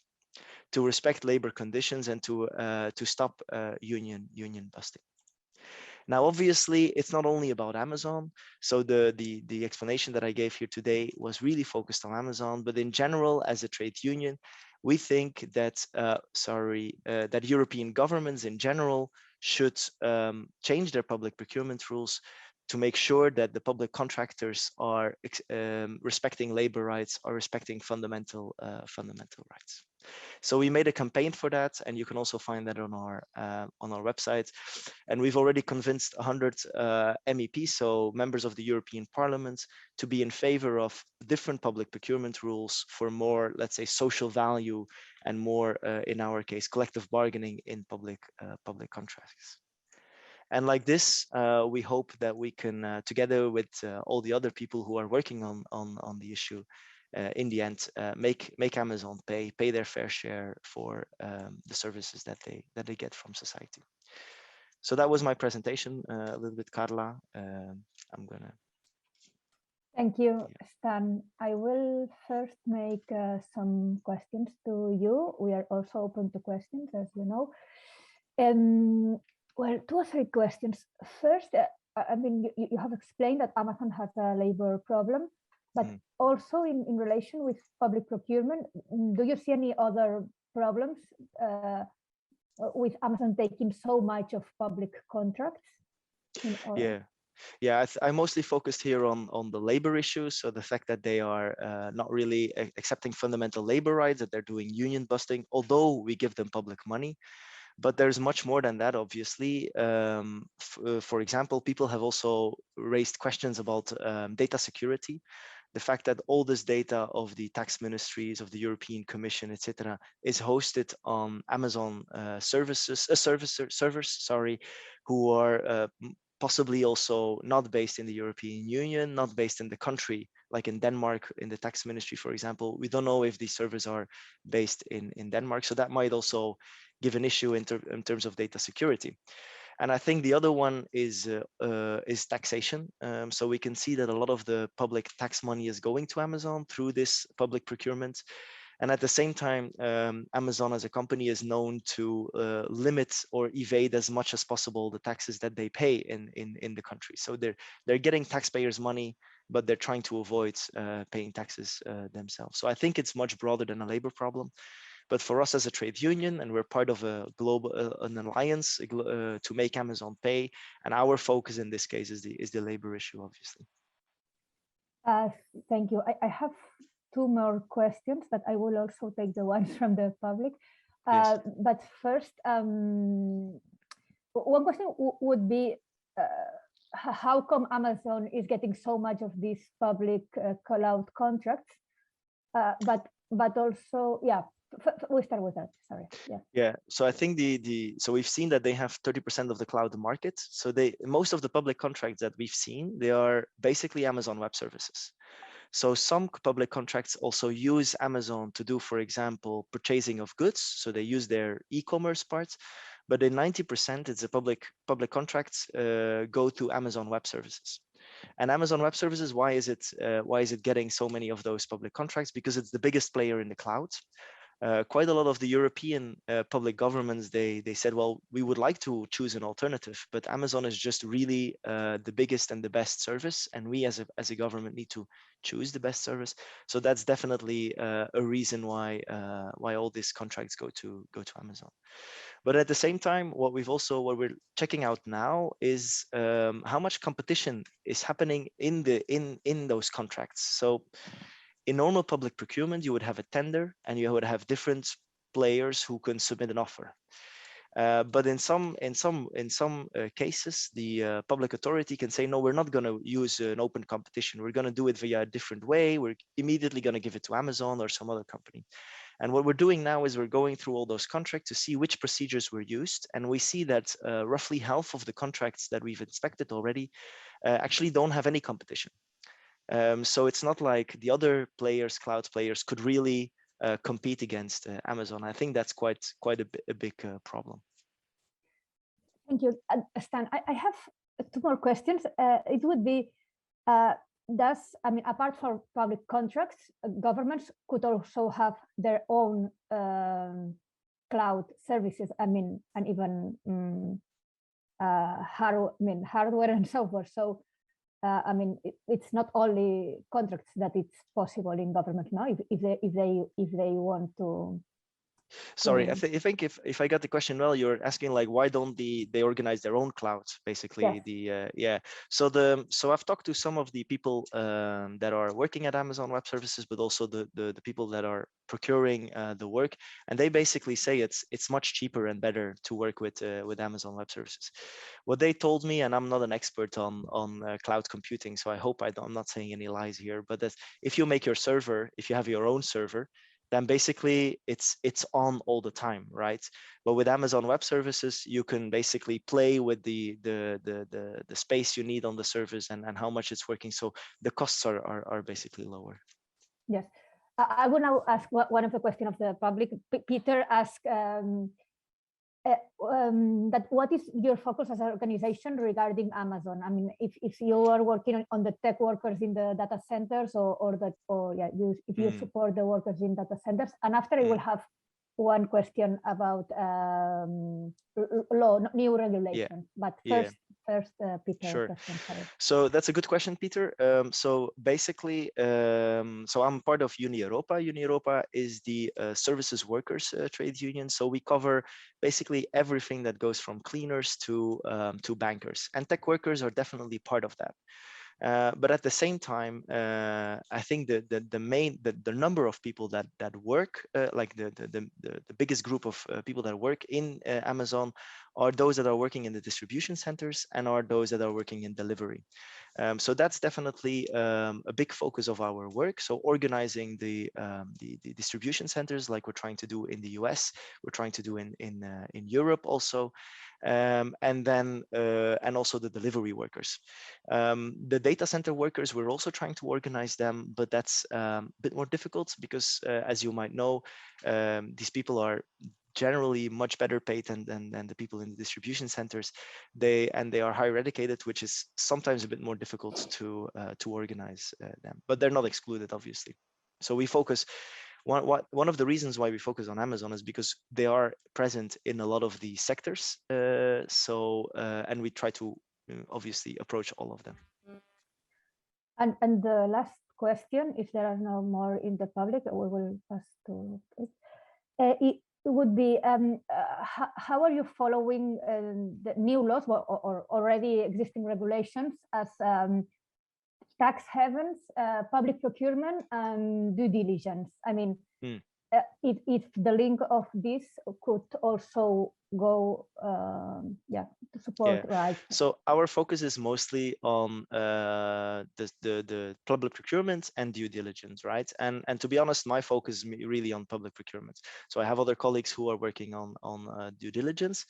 In case of the public procurement, what we really want there is that all public procurement, so all public contracts, not only the ones going to Amazon, have clauses that they have to respect fundamental labor rights and that they have to be in line with collective agreements. And basically, if a company respects democracy at work, meaning they have a trade union, they have a workers' representation, etc., we think that they should have an edge in applying for public contracts. Why? Because we want public money to be used for the public good. And part of that is definitely workers' voice and democracy at work. That's what we're trying to put pressure on the European Union to change the public procurement rules in that sense. Thank you very much, Stan. Ahora pasaremos a la segunda parte de la mesa. Next, we'll move on to the second part of the panel. This panel is on new fields for socially responsible public procurement. This year, we've wanted to talk of two hot topics today that seem to be very different, but they're all linked to public procurement. And for me, it's a great honor and pleasure to introduce Kristin Talbot. She is a human rights lawyer who works on sustainable supply chains and human rights, labor rights, environmental protection, and the fight against corruption in public procurement. She is the officer of sustainable procurement in ADA in Sweden, and Christine carries out risk assessments and supervises the conditions of agreements. So I'd like to share with all of you present here that ADA and other Swedish public institutions have invested in sharing their learnings with other administrations in terms of responsible public procurement. So this helps us all to move forward, because unless you network and unless we work at an international level, it'll be very difficult to make any progress. So Christine, the floor is yours. Some questions after your intervention. Thank you. Thank you. Everyone can hear me? Yes. Okay, good. I was trying to share the screen just to stand, but I wasn't able to, I think. Let's see, or maybe. Okay. Let's do like this. Now you can see my presentation, right? Yes, yes. Okay, good. So this is a very detailed presentation, not as not as graphic as Stan's, but I'll try to run through it as fast as I can. So what we've done is to we've published a report called State Imposed Forced Labor in China, Swedish Buyers Monitoring of Electronic Supply Chains. And I will present to you our methods and also our findings. So as most of you probably know, there was this report that was published in March 2020 from the Australian Strategic Policy Institute called Uighurs for Sale. And this report detailed how the Chinese government had been transferring and was transferring Uyghurs and other Muslim minority citizens to factories in East China as part of their poverty alleviation program and also as part of their counterterrorism program. And what this report said was that at least 80,000 people had been transferred from the Xinjiang region in the West to factories across the country. In the report, they named around 80 global brands that were sourcing from these factories in East China, where, according to the Australian Strategic Policy Institute, there were Uyghurs and other Muslim minority citizens who had been transferred within this program. And not only were they transferred involuntarily, but they were also treated in a special way at the facilities where they lived in segregated dormitories, and they had to go through different types of organized Mandarin and ideological training, and they were under constant surveillance and so forth. So this report came out in March 2020. It took us a few months before we reacted, to be honest, but when we reacted in the early fall of 2020, 3 organizations decided to come together to monitor this issue as best as we could with force. So it's ADA, which is a central purchasing body for Swedish municipalities and regions. And then you have the Sustainable Public Procurement Office of the Swedish regions, and also the Swedish Church. Obviously, the Swedish Church is not a public buyer, but we work closely with them on these issues anyway, because their work processes are very similar to public buyers, and they are a huge buyer. So we decided to come together, and what we did was that for over a year, I think actually 1 year and 3 months or something, we had regular meetings. At first we met every second week and later on every third week. And now we've continued to meet on this issue and other sustainable supply chain issues, but around every fourth week. And I let you know this because I want to give you an example of how you can actually concretely work together. So we've had regular meetings. We decided relatively soon that we were going to have a sector focus, because in this report from the Australian Strategic Policy Institute, several sectors were targeted or mentioned as being targeted in this poverty alleviation program that is part of the forced labor program, or that we see as forced labor, but the Chinese government does not. So our sector focus was IT or electronics, and healthcare textiles, including face masks, and also solar panels or solar cells.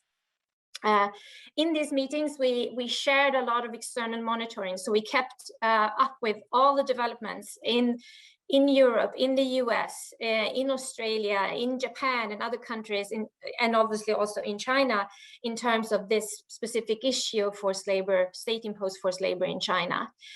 We also, during this 1 year and 3 months, we had a lot of engagements with nonprofits and civil society, with other public buyers in our neighboring countries, and with the Business and Human Rights Resource Center that also helped us with sharing some of our work on their website.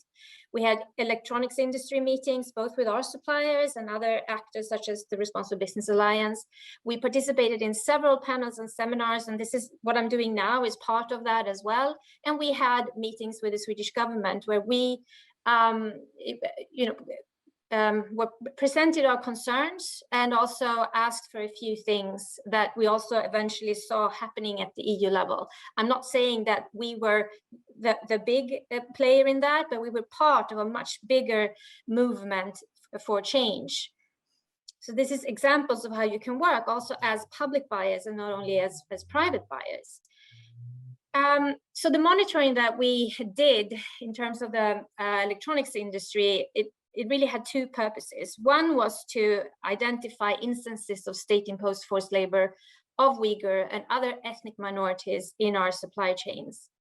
But we also wanted to ensure that our suppliers, which are resellers, and the brands behind them through the forwarding of our requirements, were conducting human rights due diligence in accordance with our contract terms. And what we did initially was to map our categories, or our electronics categories and suppliers, just to make it easier on us. And we realized that we had 4 different categories that we were monitoring. The big one was obviously laptops, desktops, tablets, and monitors.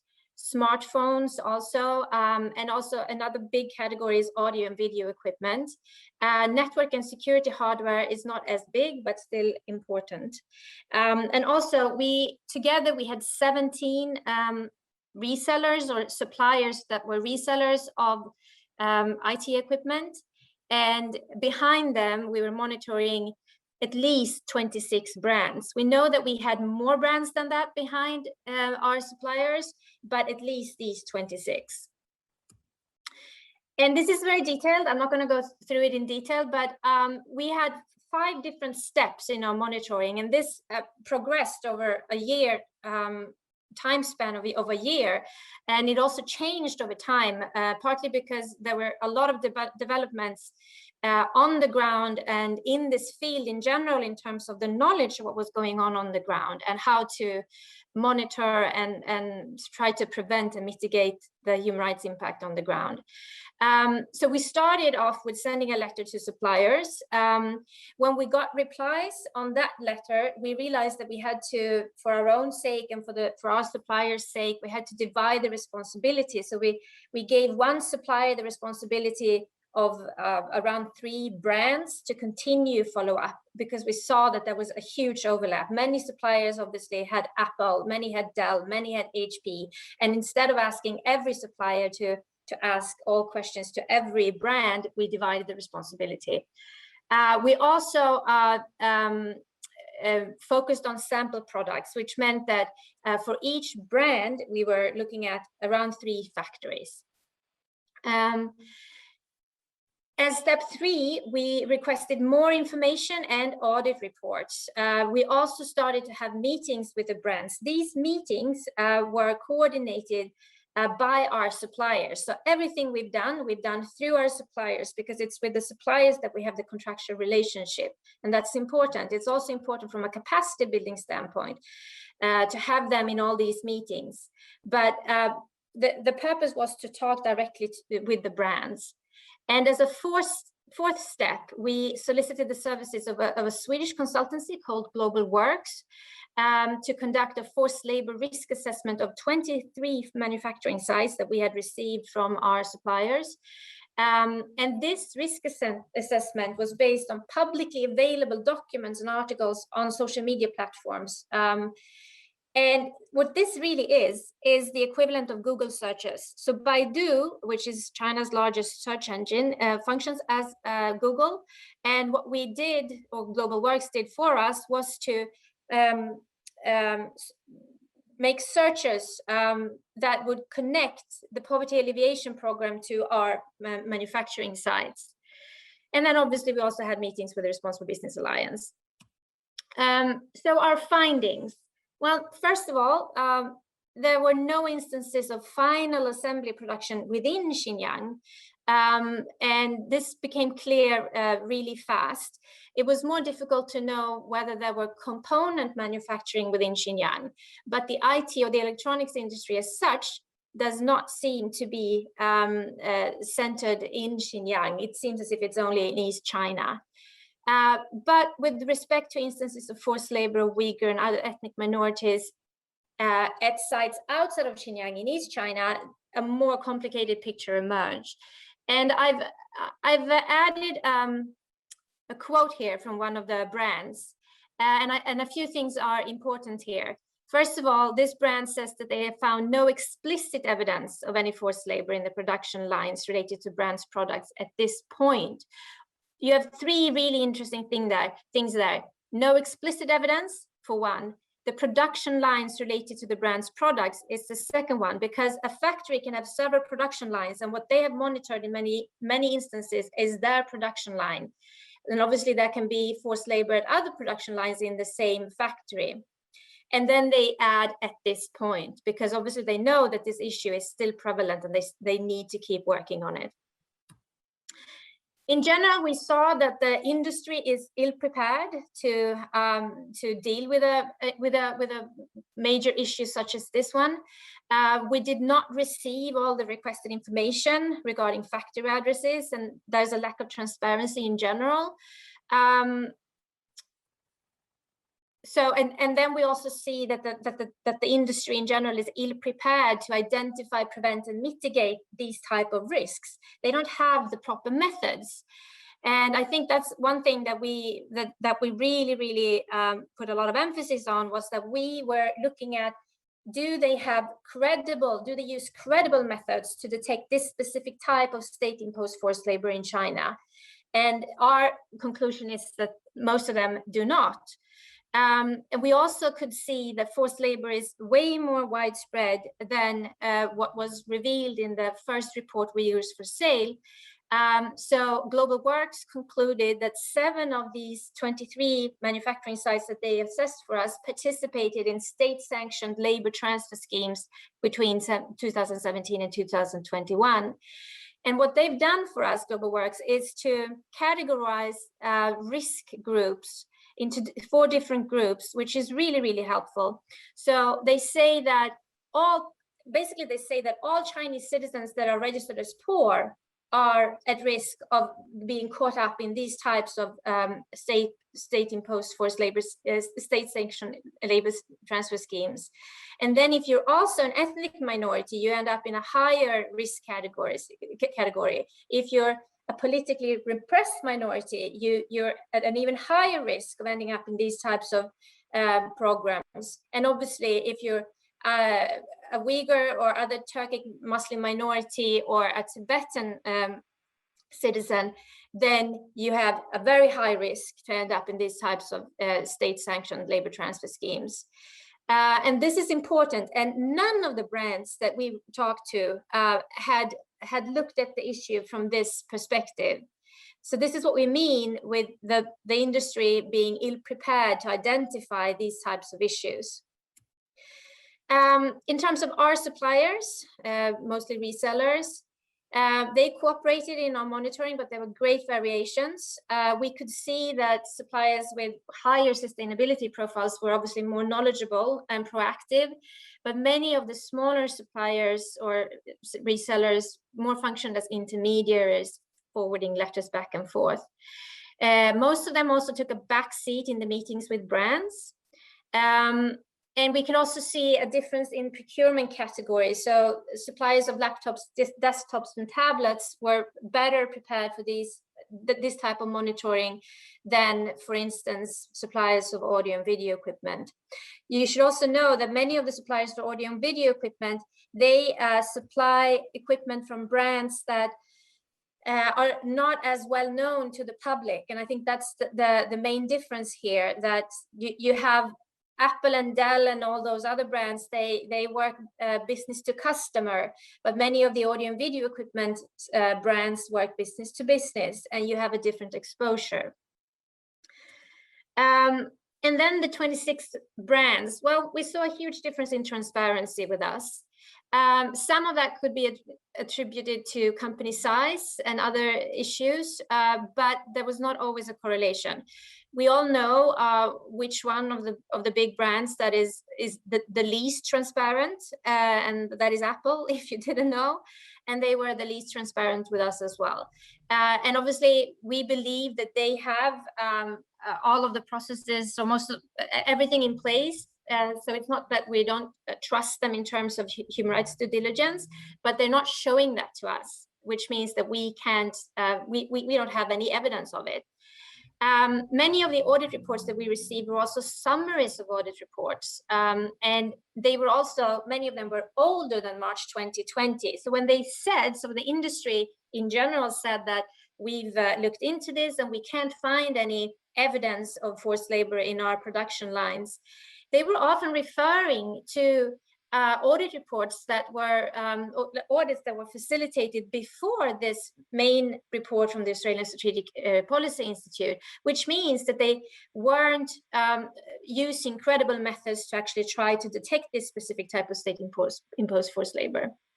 But we also saw several examples of best practices, changes to codes of conduct, enhanced self-assessments that were trying to monitor this specific issue, surprise visits to factory sites, increased worker voice programs.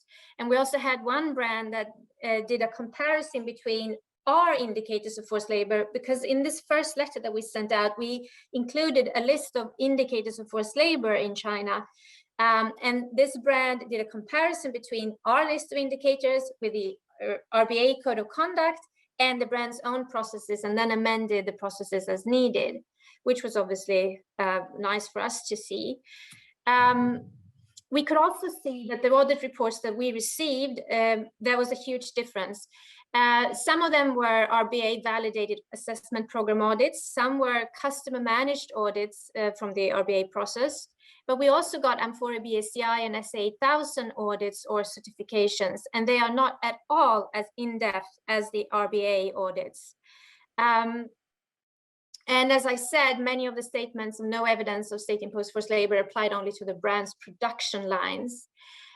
Several of the brands had noticed red flags or indicators of forced labor, but still came to the conclusion that there was no forced labor at the production site. And one such red flag could be discrimination around Muslim holidays. We could also see that the front runners looked at this issue from two perspectives. One was discriminatory treatment of vulnerable workers inside the factories. And the best ones looked at vulnerable workers in a much broader sense, students and others, and not just ethnic minorities or not just focusing on Uyghurs. And also, obviously, the recruitment methods, which is the big issue here, because all of these programs are, this is state-imposed forced labor. So these are, labor transfer schemes that the state is very much involved in terms of agents, recruitments, recruitment agencies, labor fairs where the state connects these recruiters and agents with the factories.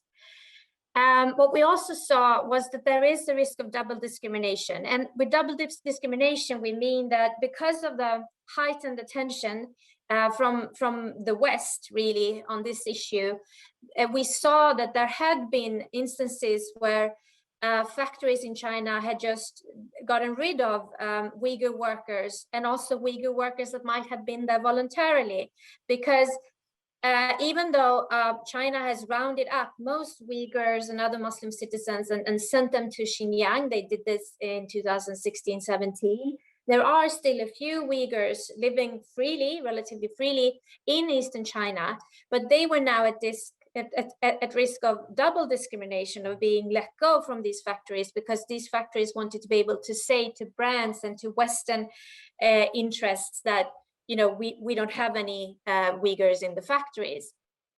There were also audit problems on site, or there are becoming that there are more and more issues arising in terms of the audits also in Eastern China, not only in Xinjiang, where we've known for a long time that it's difficult to perform audits. We see more and more difficulties also in Eastern China. And one of those difficulties is that Uyghur speaking translators are not always let inside. Sometimes they are able to be to participate in the audits over the phone. And again, no brands that we have talked to have conducted any type of risk assessment similar to the one that Global Works did. And we've seen very, very few responsible exits. We have seen a few exits, and they have mostly been as a result of American withhold release orders from the Customs and Border Protection in the US. And then they leave the factories from one day to the next. So very few responsible exits. And then a few comments on the Responsible Business Alliance. So we've had several meetings with the RBA, and what they did as a response to this Australian report was that they, in 2020, they developed an enhanced protocol to supplement their validated audit process, their VAP. And during the fall of 2020 and the spring of 2021, they trained their auditors in this enhanced protocol. But then challenges arose in the implementation of the protocol, and some of them I've already mentioned. And this is in terms of performing audits on the ground in Eastern China. And this led to a very limited use of these enhanced methods. But RBA is continuing to work with its members to evolve their validated audit process. And another thing that is important to know from a public procurement perspective is that, as you know, the RBA has different membership levels. And we've talked to the RBA about this for a long time, that it needs to be shown on their website if the brand is a full member, a regular member, an affiliate, or a supporter to the Responsible Business Alliance, because there's a huge difference in saying that you're a full member, a regular member, or just a supporter. And since a few weeks back, you can actually find this information on their website. So full and regular members, they are using the RBA audit methods to a much larger extent than affiliates and supporters of the RBA. And just as a final comment here, so considering the language on poverty alleviation, religious beliefs, and ethnic minorities in China's Human Rights Action Plan, if you haven't seen that one, I advise you to read it because it's really interesting. We will continue to treat state-imposed forced labor as a risk in China in many sectors, not all sectors, not only electronics, the electronics sector. And right now we're following up our Global Works findings with our suppliers and brands, and we're also moving into regular follow-up. So we've been treating this as incident management for more than a year, actually 1.5 years, but now we're moving into treating it as part of our regular follow-up. So thank you. Thank you very much, Christine. I would like to make you lots of questions, but I have just 2 or 3 questions because we are running out of time. We will also pass a small documentary by Heather White. It's called The Vanish, and it talks about Uyghurs. So, but first the questions. What reactions have you had to the report or to overall of your work? And second would be, how can public procurers monitor these issues? I mean, as you are doing or other? Okay, so first of all, we have had very little reactions, very few reactions, to be honest. We presented the report in different fora, and sometimes I think that it's so in depth because we've twisted and turned so many things that a lot of people don't really know what questions to ask. But since we are now following up the results and especially the global works findings with our suppliers and brands, we also know that that report and the methods that they use have reached the RBA. The RBA has, because of the increased difficulties in China to work on these issues, they've become more closeted in terms of what they say to the public on what they're doing.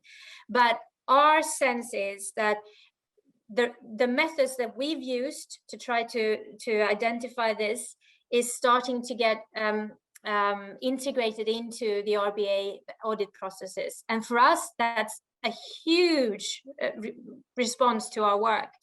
Obviously, this is something that the RBA wouldn't be able to say out loud because it's difficult for them to work in China as it is. But from my perspective, I'm very, very happy to see that the report actually has had some change and is having change. And then the other question that you had, so how can public procurers monitor the issue? Well, first of all, when it comes to a question such as state-imposed forced labor in China, it's really important to not just accept audit reports at face value from brands. You have to read the audit reports. You have to look for the specific issues that you're trying to monitor or target with your monitoring. Because as I said, many of the audit reports that we were provided were older than March 2020, and they didn't say anything on this issue because they hadn't looked for it. So I think that's important, that we as public procurers, we have to move a step forward here. We have to become even more thorough. We have to ask even more in-depth questions.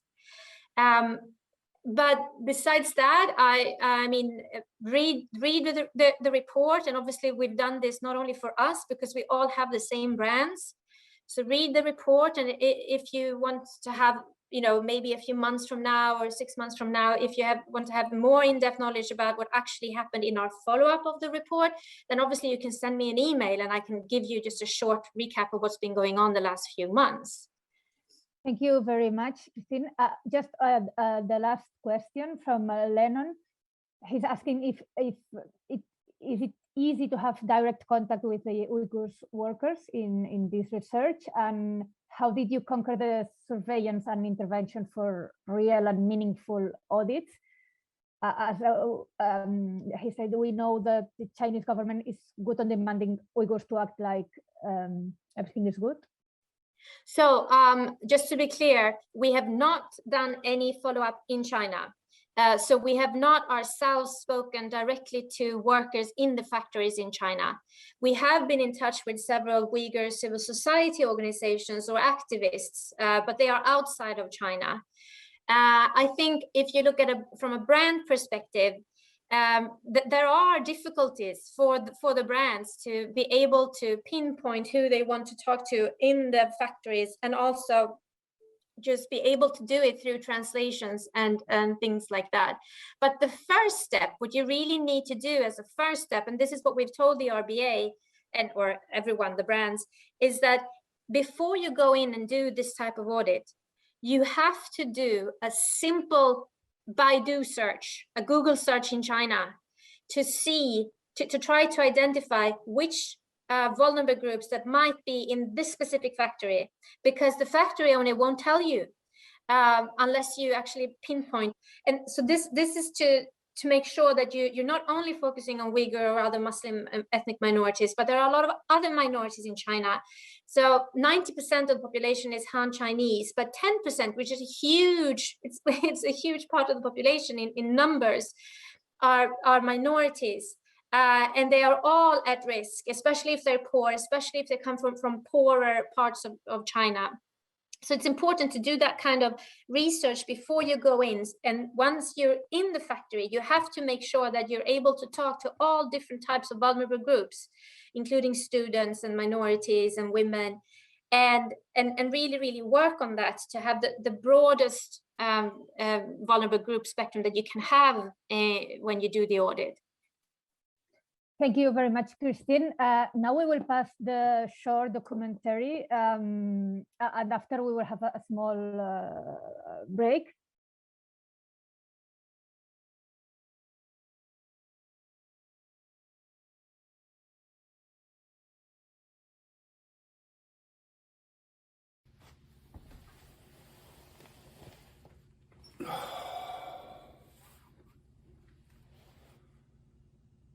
In the spring of 2021, with COVID-19 still a problem, I joined a team to gather evidence of China's abduction of Uighur refugees who had escaped to Central Asia.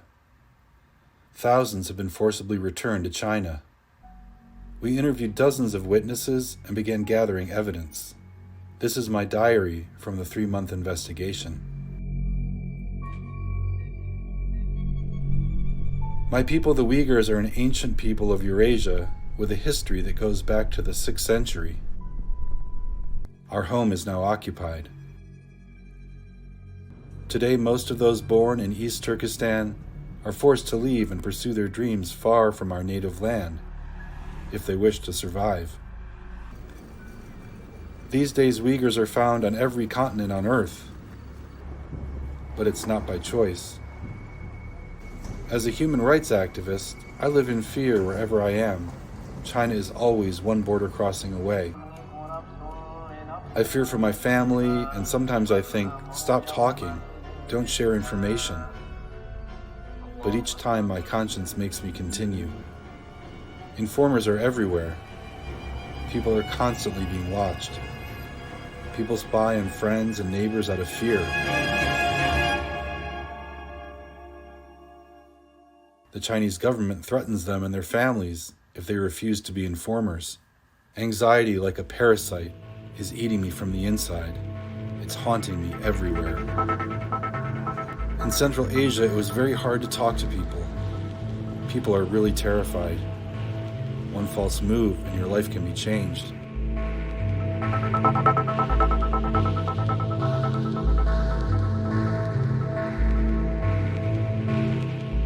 One by one, we found witnesses and we started to talk to them. When I was in the 9th form, my classmates and I were brought into the school auditorium. We were all forced into a truck and sent to work in a clothing factory. I managed to get people to talk to me. I was nervous before every interview. We couldn't let people get in trouble for talking to us. I attended Oksu No. 1 Middle School. During the 3 years I was there, I was forced to work in the cotton fields for 3 months every year. If we didn't pick cotton fast enough, the teachers would beat us. At least 3 people I know of died in the cotton fields. Dozens of eyes are always watching, human and electronic. Those who manage to escape across the borders are not safe. There's no freedom from fear. You never know who's a spy. Thousands of Uyghurs created bazaars in Kyrgyzstan and Tajikistan. Then Uyghurs began to disappear.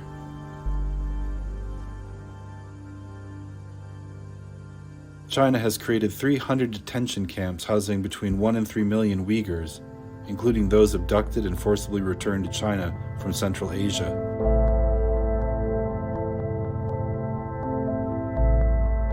Hundreds of thousands of Uyghur children have been placed in orphanages and separated from their families. Children as young as 6 and 7 years old were forced to work. Some died without any investigation. I still have other questions that I'd like to find answers to. This threatens not only my people, this is dangerous to all people around the world. My dream is that my people will one day gain their independence and be at peace. I want only justice.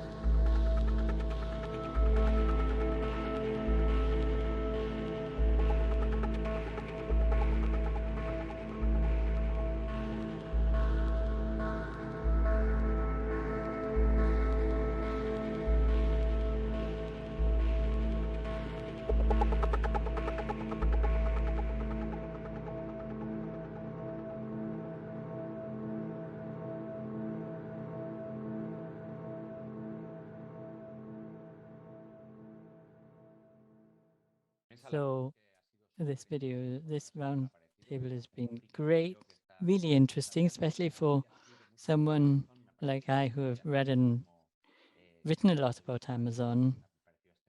Having this visual document shared by Stan was great. So now we move to a short break. We will be back in 12 minutes at 12:15. And please remember not to log off the call, just turn off your cameras and mics, and we will be back in 12 minutes at 15 minutes past the hour. Thank you. Okay, so welcome back to you all. And for those of you who have just joined us, I'll just remind us all that this session is being recorded, firstly and foremost. So please try and keep your microphones muted. For any questions you have for our panelists, you can use the chat and the facilitator will convey those questions.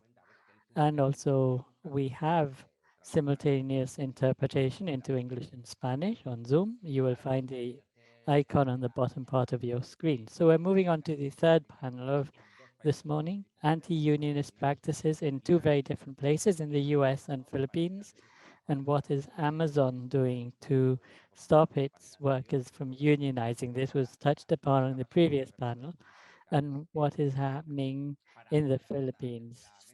As the facilitator of this third panel, we have Gemma Friedman. She will be in charge of facilitating. She's worked in the international trade unionist movement with the Trade Union Congress in the UK, then as a consultant for the Ethical Trade Union Initiative, and now in Unison. She's worked in the intersection between human rights, labor rights, and business. So Gemma, the floor is yours. Thank you very much, Iago. Good morning or good afternoon and good evening to everybody, given we have such a great international set of panelists this morning. And especially thank you very much to Chris, who has woken up super early and got himself ready for us this morning to be with us here in Europe. So just to introduce, the speakers will have, depending on how time goes, 20 to 25 minutes each. I'll do some moderating, and in the interest of time and staying as focused on our topic of today, which is trade union busting, which is essentially efforts to stop trade unions from, or workers and their unions from organizing and gaining recognition within the workplace and then gaining collective bargaining agreements. Please, to the panelists, just forgive me in advance if I interrupt you to move us on for the interest of time. Also, if you hear me coughing, forgive that, it's post-COVID, and so I'll just deal with that the best way I can. Union busting is something, a bit of context, union busting is something I've heard of for many years working as a trade unionist, and it's grown. In fact, I just looked it up, and in the USA, where it originated, and where they call it union avoidance, in which it's a consultancy business, in July 2020, $340 million per year were being spent. But it's not just focused in the US, it's grown worldwide, and it's much bigger in the amount of money than that. And when we think about what it's often, or who it's usually targeted at, it's often the most vulnerable and marginalized and poor workers around the world who don't have very much money to give to their trade unions and union subscription. And so it often is a David and Goliath battle that people find themselves in with their employers.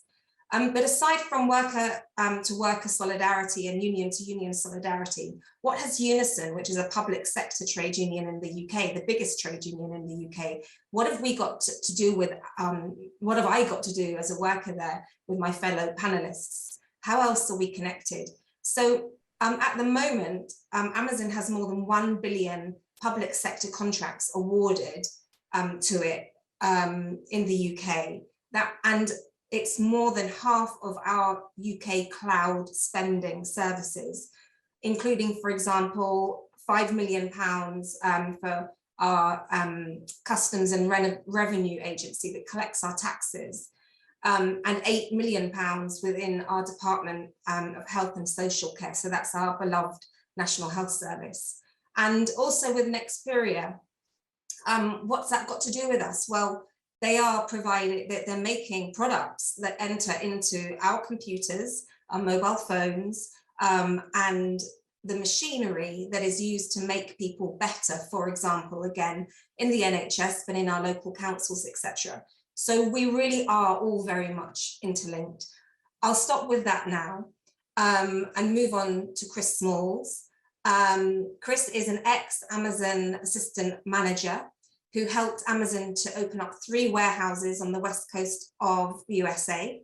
He was fired from his last role in the Staten Island warehouse in 2020 for organizing a walkout over the COVID-19 health and safety protocols that were not being obeyed as they should have been.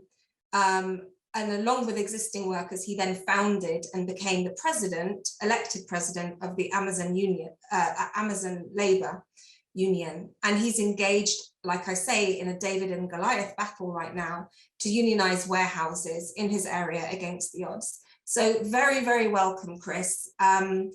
Please, could you just maybe take us through the recent historical events that have led us up to today before we start talking a bit more about your union and what your demands or what you'd like things to be, how you'd like things to be different at Amazon, and and what your goals are in the coming months. So maybe just a bit of history to bring us up to today. Absolutely. First of all, thank you all for having me. Good morning, good evening, good afternoon, wherever you guys are at.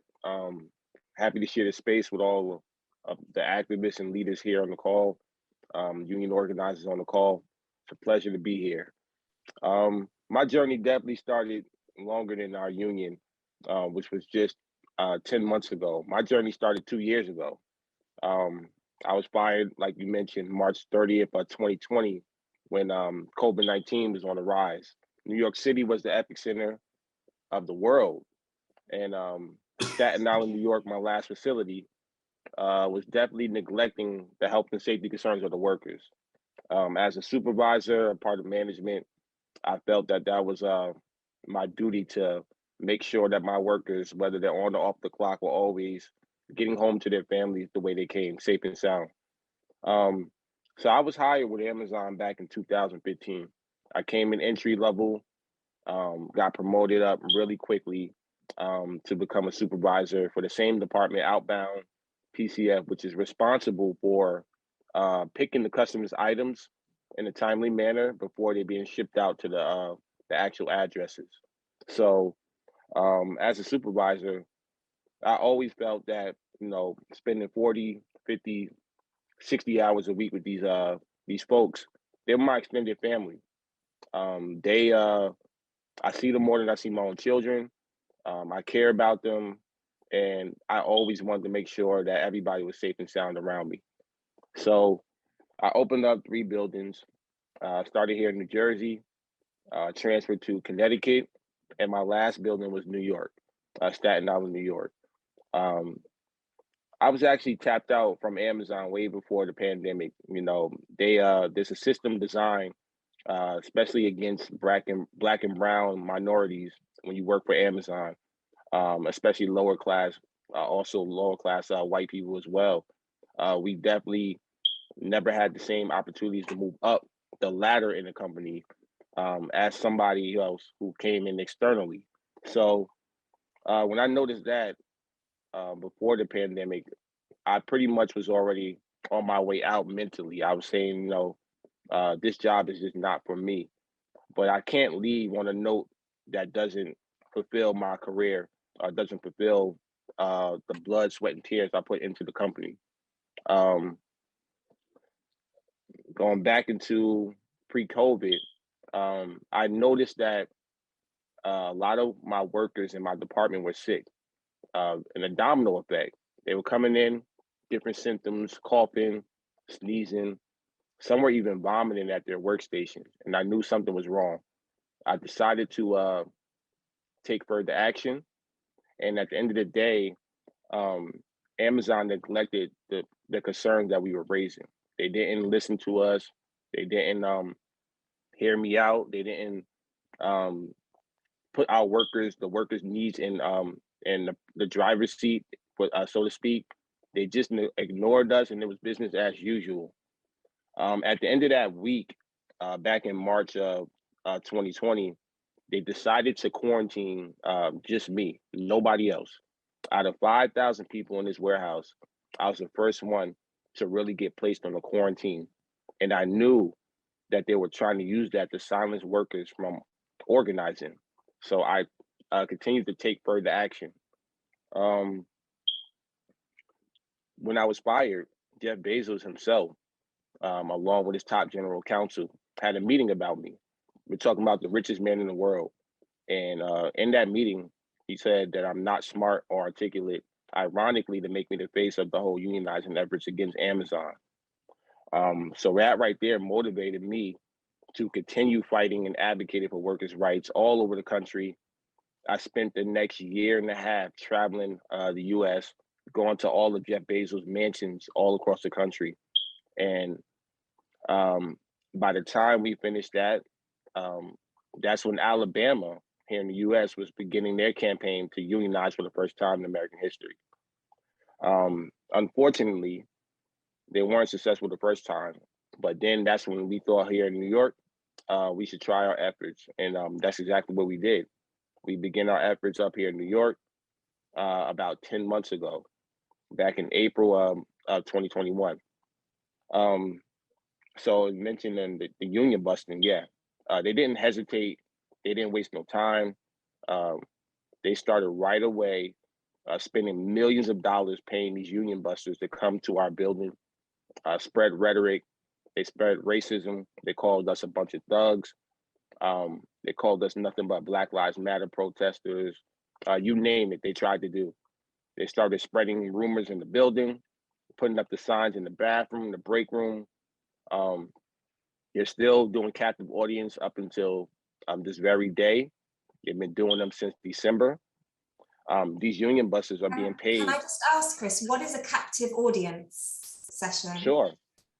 Yeah, captive audience is when they bring about 50 to 60 workers in a room, and they sit them down. They drill anti-union propaganda into their heads for about 15 minutes to anywhere to 15 minutes to an hour. They're doing that. They have been doing that since December. So imagine how much money they're losing by pulling workers off the floor, putting 50, 60 workers into a classroom every single day, every 15 minutes. They've been doing this twice a week, now sometimes even 4 times a week. And we calculated that Amazon has spent roughly 60 million trying to stop the Amazon labor union here in Staten Mountain. And that's just right now. We haven't even had our election yet, and they spent almost $60 million. Last year for Bessemer in Alabama, they spent $25 million trying to stop that campaign, which was successful. But now, as at the same time this year, Bessemer and Staten Island is doing an election in the next couple of weeks. So potentially either one or both will be the first unions for Amazon in American history in 27 years of its existence. So as far as so can I just ask, Chris, so what is it, so the company is trying to scare people off through all kinds of methods, from joining your union and from doing what? You've got this vote happening. What are you trying, like, what are your kind of organizing methods? And why is this vote, what will this vote, if you get a yes vote, what will it allow to happen? Oh yeah, absolutely. So, Amazon's ran completely off of metrics. I know that, I've been a part of the machine long enough. They don't calculate a human aspect. So when we organize, we like to feed workers. We like to cook, have food for them, barbecues, pretty much build our relationship up with them, earn their trust. Amazon's all about numbers, productivity, profit, making sure that they hire and fire, get rid of people. No human aspect. It's a machine that just keeps on going 24/7. And that's what they fail to realize about workers, that we're actually human beings. And the way we organize, we actually treat them like human beings. Um, and the workers respect that. That resonates with the workers. The fact that the Amazon labor union is a independent worker led movement that's not ran by an established union. Amazon can't use the same tactics as it used in the past. We are actually current or former workers. I'm pretty much the only former worker, but I'm the current president that has been leading the way. And I've been with the company long enough where my knowledge and experience with the company is helping to navigate the creativity that we use to organize against them. I know that Amazon likes to calculate things. So the way they have been calculating things is by um, putting people in more union busting classes, captive audiences, thinking that if they drill propaganda into their heads, that people are just going to be coerced into voting no. But we are playing more of the calm collective, the cool calm collective route.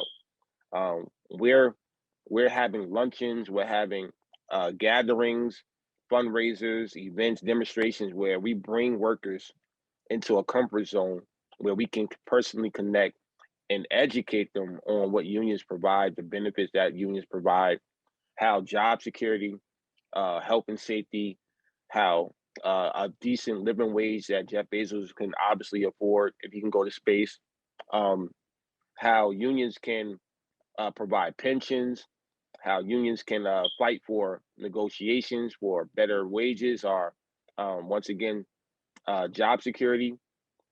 These things resonate with the workers, the Amazon workers, and it's been successful. It's been working in our favor. So, and for those who don't know, I'm not just organizing one facility. I'm organizing 4 facilities at one time. Actually, Staten Island is unique. They built 4 warehouses in the same complex, and when you add all 4 buildings up, it's the size of a small city. Over 10,000 workers that we're trying to organize right now. JFK alone, the first building that we have an election for in the next 24 days, they have roughly 7,500 workers there. So and on March 25th, the workers will be voting in person at the facility for the first time in American history in New York City. I can tell you now, leading up to the election, the recent events, myself, along with 2 other organizers, were just arrested a few days ago for serving food to the workers during lunchtime, something we've been doing for the last 10 months. But Amazon felt that I was trespassing. Instead of being treated like any other delivery service, they called the police, and within minutes, myself and 2 other organizers who currently work for Amazon were arrested. And the video and articles were all over the internet. It makes Amazon look very terrible right now, and they pretty much helped us out with the workforce. The workers are really upset, and it's been playing in our favor. So we've been trying to spread awareness of how Amazon is using the NYPD, the New York Police Department, to help union bust.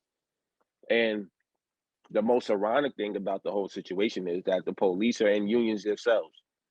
But obviously over here in America, none of that matters because the police unions are completely different from worker unions. Just for clarity, and they will protect the company. They will protect property. They will protect billionaires. And that's what we're dealing. We're not just dealing with Amazon. We're dealing with the government. We're dealing with policing. We're dealing with surveillance. We've been surveilled. We're dealing with the landowners who own the buildings. I mean, the land where the buildings are built. They also been a part of union busting as well. So it's really intimidate. They're really trying their very best to intimidate and to sow fear. How do they put surveillance on you? Yeah, absolutely. Well, I can tell you since I was fired, I have a high profile lawsuit. So they definitely hired a couple of PIs, private investigators, to follow me, follow some of the organizers home or wherever. There's a camera Sorry, right where what's a PI? private investigator. Yeah, great. And there's cameras all over the Amazon facility. There's over 5,000 cameras. So you're never off camera when you go over there, whether you're inside or outside. Even where the public street is, the bus stop where we set up, there's cameras above the bus stop that's surveilling us that Amazon has access to. So we know when we go over there to organize that we're going to be on camera. They have people like security guards taking pictures, videos all the time.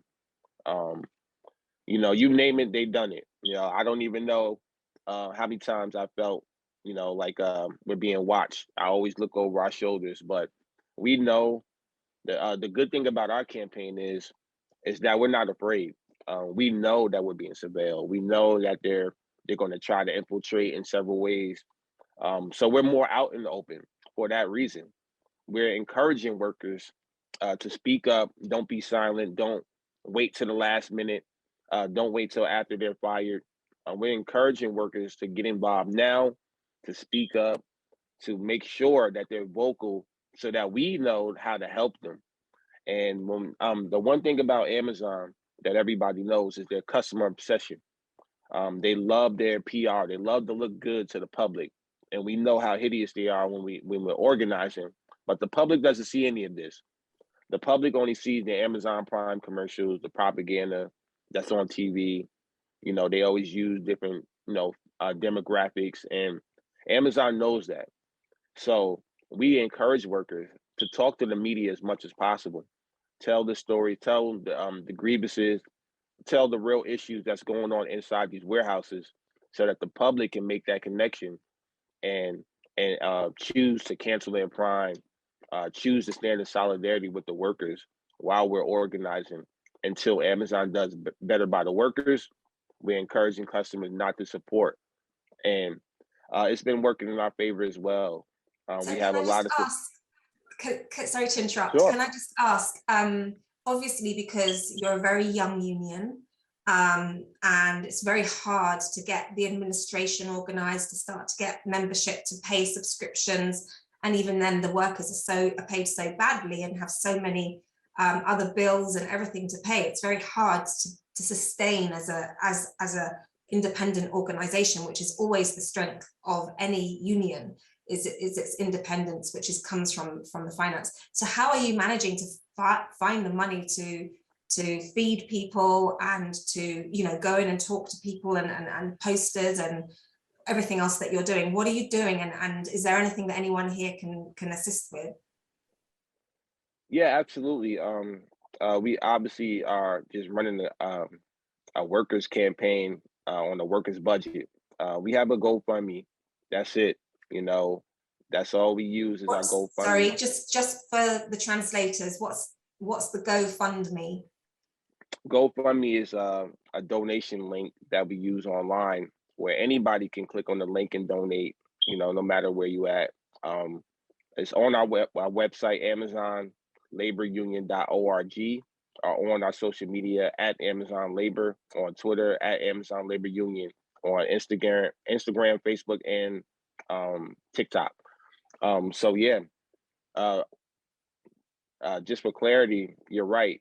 How are we sustaining with no money and no resources as an independent going up against Goliath? It's not just about the money and resources. Like I mentioned, the relationship that we build, money can't buy. It's just free to do that. It's free to hug somebody. It's free to talk to somebody. It's free to build a relationship with somebody. That's how we built this campaign. It's not about the money. You know, most campaigns in America, they spend $4 million, $5 million each time they go up against any company. We spent less than $100,000. I literally have a week-to-week budget. We don't have any money to really go up against Amazon. So we knew that. We knew that going in. We know that it's going to always be like that. And we understand that we have to make sure that we're building a campaign that's going to fight, be in position to fight to get more money. And that's what we're doing with the Amazon Labor Union. We're putting ourselves in position to get more money in the future.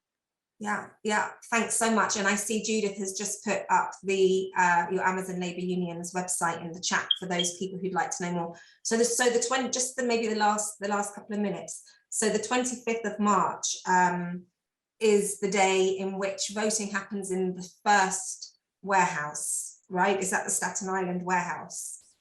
Absolutely, yeah. March 25th.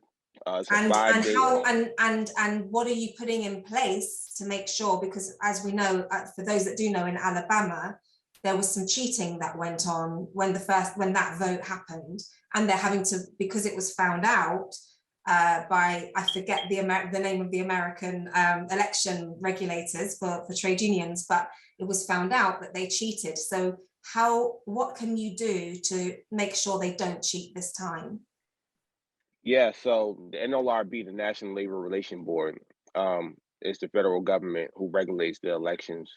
So how we plan on eliminating that, that's why we're doing in person. Last year they did mail-in ballot. They're still doing mail-in ballot this year. Amazon built a mailbox on the property. We eliminated all of that by choosing to go to in-person voting, where Amazon will have to provide an external tent outside the facility, away from the building, with no surveillance, where the workers can go and vote secretly and be observed by 3 of my observers, and also the board agent from the government will be watching the entire time while workers are voting. So that's how we're going to eliminate any type of mailing situation where Amazon can cheat and put up a mailbox. Well, and we also know there's other ways for Amazon to cheat. They can just send workers who are not eligible to vote. So I have to make sure that our observers on our end challenge if they do try to do any of these things. We're well aware that Amazon will cheat. Amazon knows how to cheat, but so we just have to be on top of it. And we hope that there won't be no cheating, so everything will run smoothly and fairly consistent across the board. Yeah, thanks so much, Chris. It's people like you all over the world, and people like our next panelists in the Philippines, Julius and Marianne Castillo, who paved the way for all of us. I mean, we are nothing without grassroots activists who are on the ground doing what you do, bravely, courageously, fierce. You know, it's amazing, and it's really commendable. So thank you from all of us, because people like me who are in a union office, you know, I'm a trade union bureaucrat at the end of the day, and it's people like yourself who are on the ground, who are doing the really hard work, which takes a huge amount of sacrifice. And our history for in the UK being one, the birthplace of trade unionism, it's all thanks to people like you. So people can express their solidarity, obviously, in organizations through funding your efforts, but also, I guess, solidarity statements or videos leading up to the 26th of March to share with, anything people can think of. People in this webinar, know exactly what to do. So hopefully some of that we'll all be able to express our solidarity. So thanks so much, Chris. We'll come back to questions in a little bit later, but I better move on now. Thank you. No, thank you. So we now come to Julius Karandang, who's the National Coordinator of the Metal Workers Alliance of the Philippines, and also to Marianne Castillo, who works in Nexperia, which is an affiliated union. Nexperia Union is affiliated to the Metal Workers Alliance of the Philippines. Marianne, as I said, works there. It's an electronics company, which I understand, and please correct me if I'm wrong, that makes semiconductors, possibly other things as well. Semiconductors are used in probably all electrical appliances of any kind. And I understand there's been a worldwide shortage, actually, I think, during the last couple of years of them. Marianne is elected as president of Nexperia Trade Union, and she's also the Secretary General of the Metal Workers Alliance of the Philippines. So indeed, my own General Secretary is also a woman. So let's not just say that men kind of are at the top of our unions. Women are too, and increasingly so. We have to keep that going.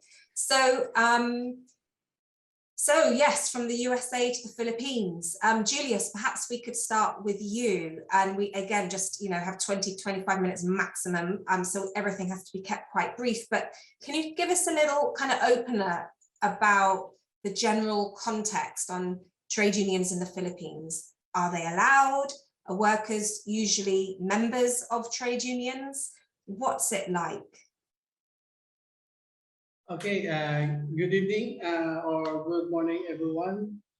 Again, I'm Julius from Metal Workers Alliance of the Philippines, which is a alliance of federated and independent unions. Here in the Philippines is one of the electronic hub in the Asia. So many major electronic industries are here, from semiconductor and other components to automotive and telecommunication electronics, medical and industrial and IC design. So all of the electronics sector are doing here in different parts of the Philippines. So mostly in the south part of Manila, the Calabar zone area. So it consists of 5 provinces. Then in central and north Luzon and in Visayas region, the Cebu. So most of the company are we found that in the inside of the export processing zone. So here in the Philippines, when the company, especially the multinational company, the economic processing zones have different laws that exist rather than the Philippine laws or the labor laws. So the one familiar law, but not in written, is the no union, no strike policy. Means it is hard to organize inside the economic zone, especially those electronics company. For those many electronics company, I think only Nexperia have a union, have a trade union, right? And the other we going to target for organizing, but because of the many workers, about thousands of workers, so it's hard to organize. Then the culture inside the electronic companies, the management always do a lecture that favor to the management, so they sour the workers if they join the union. They may be kicked out from the company. Yeah. Julius, I'm just going to interrupt you for a second because I think we'll get to that in a moment. Yes. Just can you just very briefly before we move on to Mary Ann? Oops, I'm just getting I lost my thing. So how many factories are there in the electronics sector? You say that there is just, and how many are unionized? I know with your union that there is just the one, but in general, how many are in the electronics sector, and or maybe the percentage which are actually unionized? So the majority that I have list of companies more on 12 more, but I think there's many more.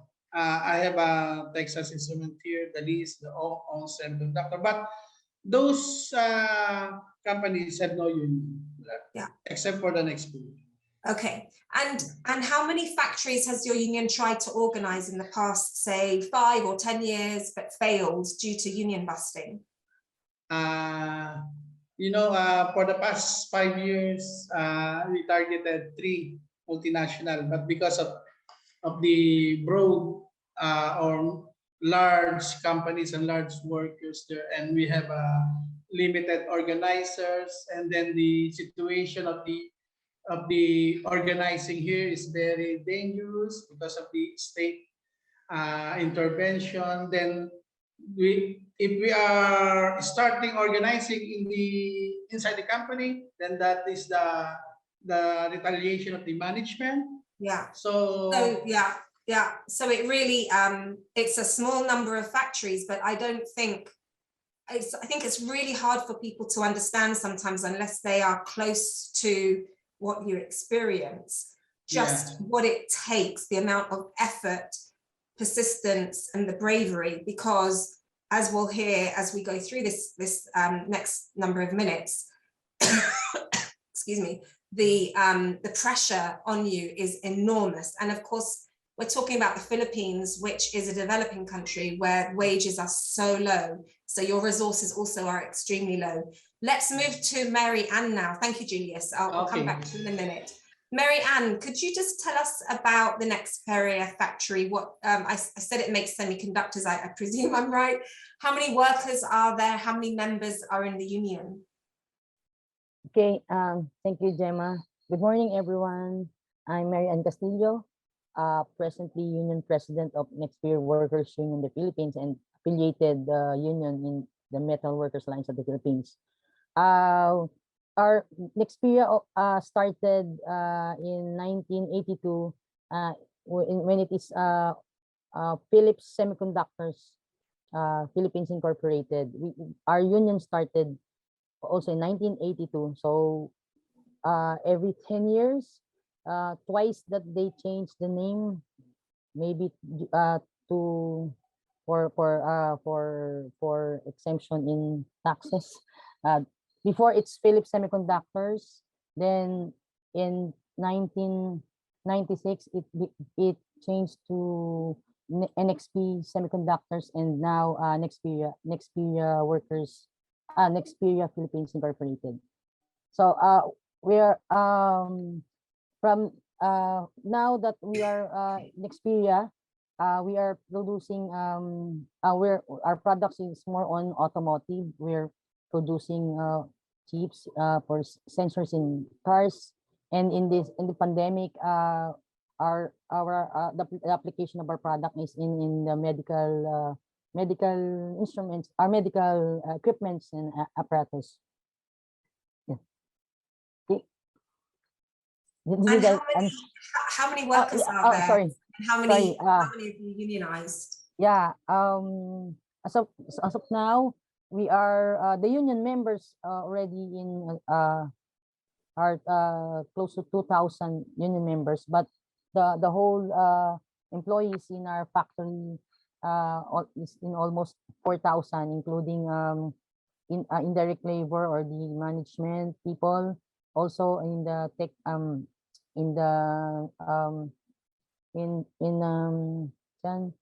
contractual workers, and even in the security guards and the canteen, like that, almost 4,000. Thank you. And so your union is the rare one that has a collective bargaining agreement. You're recognized and you can actually negotiate, excuse me, with your employer. Yes. So how long did it take to get the recognition? How many years or months did it take to get the recognition with the factory? So after your secret ballot, and how long did it then take to get a collective bargaining agreement after that? Our collective bargaining agreement term is for 5 years, but we are negotiating every 3 years. And how long did it take to get the union even recognized after, you know, how long did it take to get to win the ballot?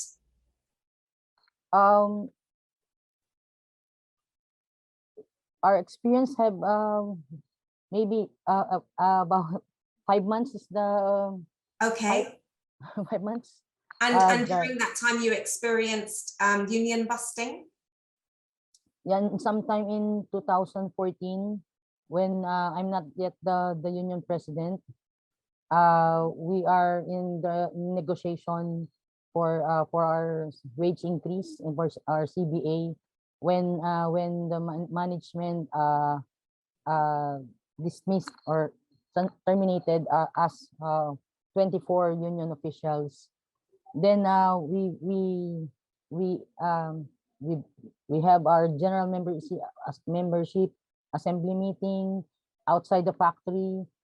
We told our members what had happened, that the negotiation had stopped, and we had some our picket protest and have asked help from our other local unions, colleagues in other organizations, in national and in international, and because the management don't want us to they don't like to have dialogue with us, but we persisted. We have we have our protest almost every week, and we have the help of the alliance in the international.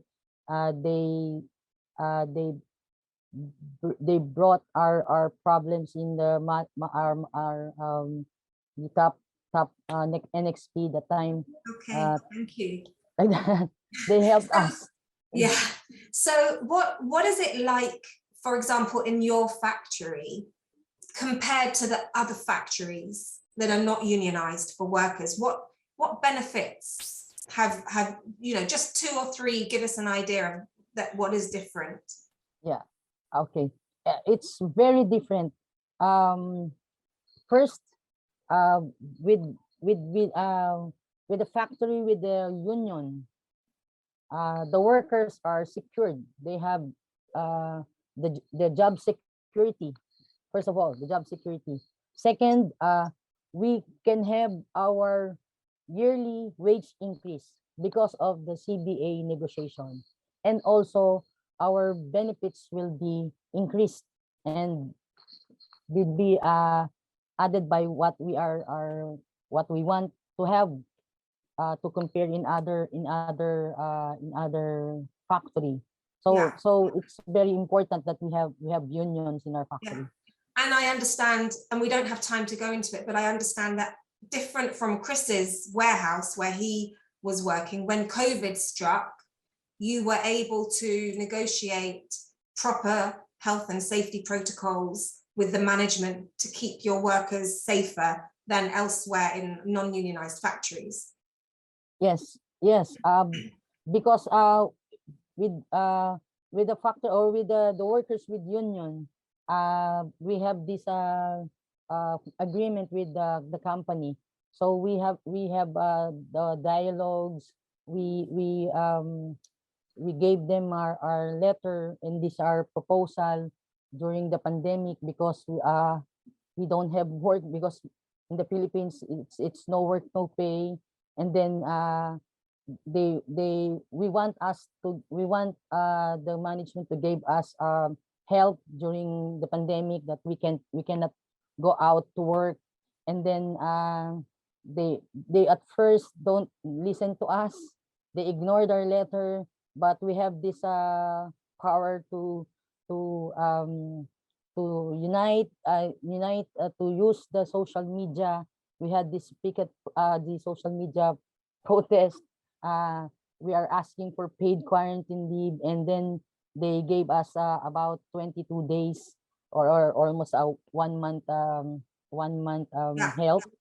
I'll stop there just because of time, but I mean, the difference is huge, and it's the difference between people eating or being able to pay their rent and not, and being thrown on the streets or whatever. It's literally that difference that it can make. So thank you very much, Marianne. Let's go to Julius, because of course this is a rare thing that there is a unionized factory in the electronics industry, in export processing zones in the Philippines. So Julius, can you talk a bit about why it's so rare? What's going on at the moment with repression of trade union leaders and others in the Philippines? Is it about politics or is it economics? I consider it's both economics and politics. We can here in Philippines, the union can negotiate with the management about their economic needs if they are politically motivated. So because of you're politically motivated, then that is the interference of the state.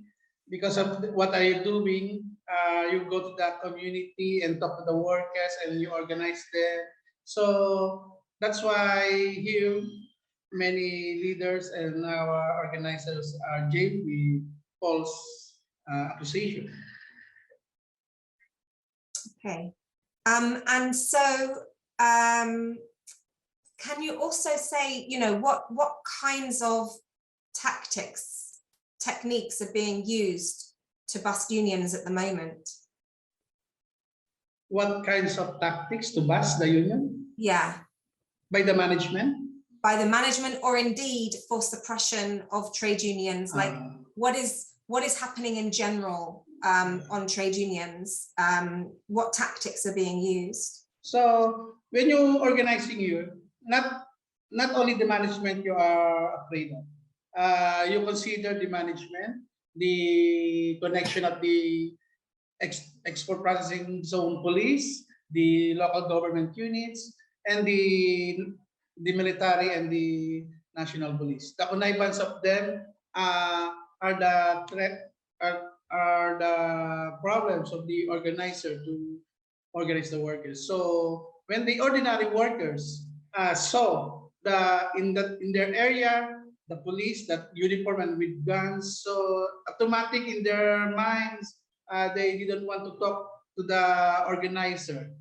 And when they go inside the company and the learning given by the company is more anti-union, so they put to their mind, okay, I'm not going to union, I'm just working every day, even though my wages are very low or my benefits are not enough. So that's why the Filipino workers do that, because of the in everyday life here, you need to work just to feed your family, just like. And they're helped. I mean, the companies are helped by the government, which is very anti. It's a very populist and nationalist government, right? So the companies are aided by that. What you know, and my understanding is that whether it's in the media, the press, or trade unionists or NGOs, they're all targeted to suppress civil society. The space for civil society to act is very, very small in the Philippines at the moment, right? Right. It's very small, and you know, even that's why my family, I talk to them and orient them what I'm doing and what is the maybe what might happen in the next days, or because of my work.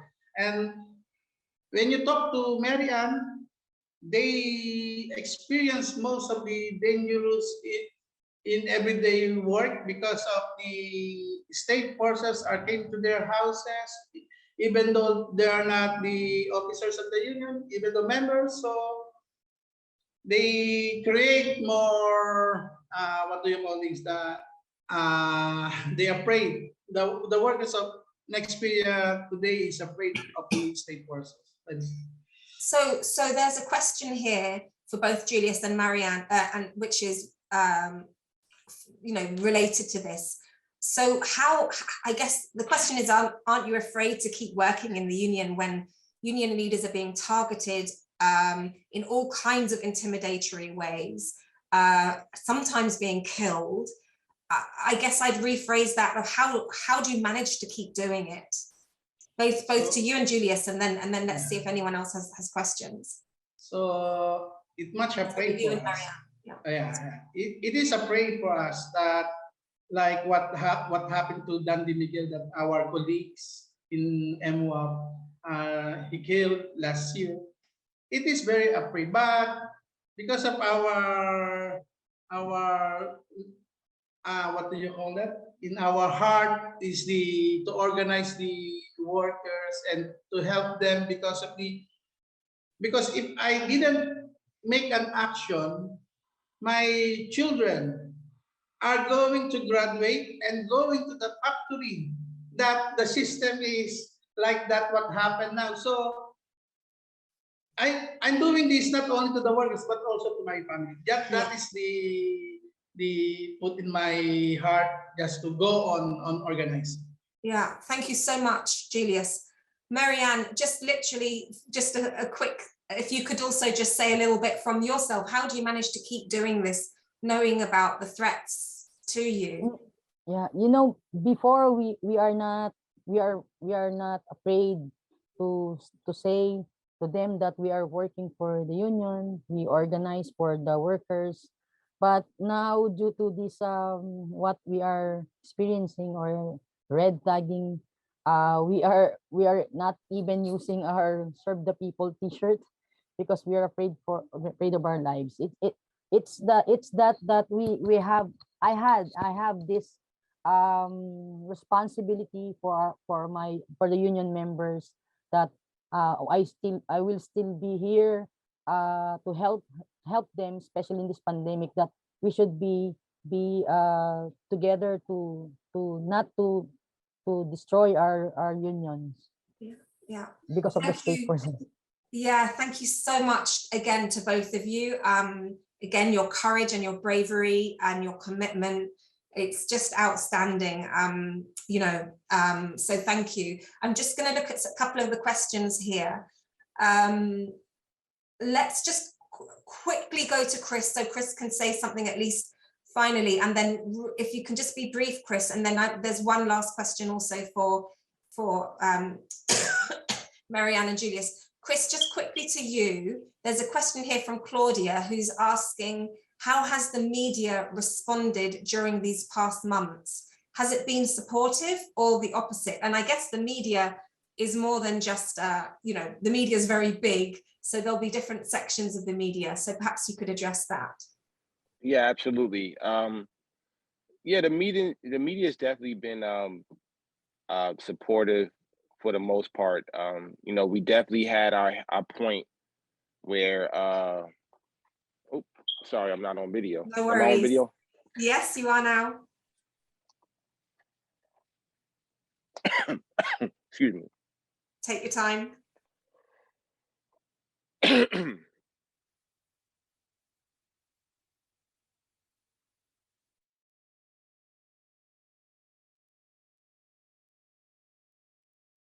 Perhaps let's just give Chris a moment and let's just go to the other, or are you ready now? Yeah, you're yeah, good? sorry about that. Okay. Yeah, I'm good. No worries. Yeah, the media's been supportive. The withdrawal was the only time that we had like negative press, but other than that, overall we've been pretty good. The media, the independent media is definitely supportive. They come out to the building very often to visit the workers, to visit myself, but you know, the media is going to be the media. We don't really worry about that. We know that the media is going to say what they want to say.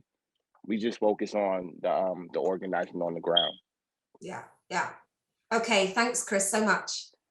And now back to Julius and Marianne, and you can choose who wants to answer this.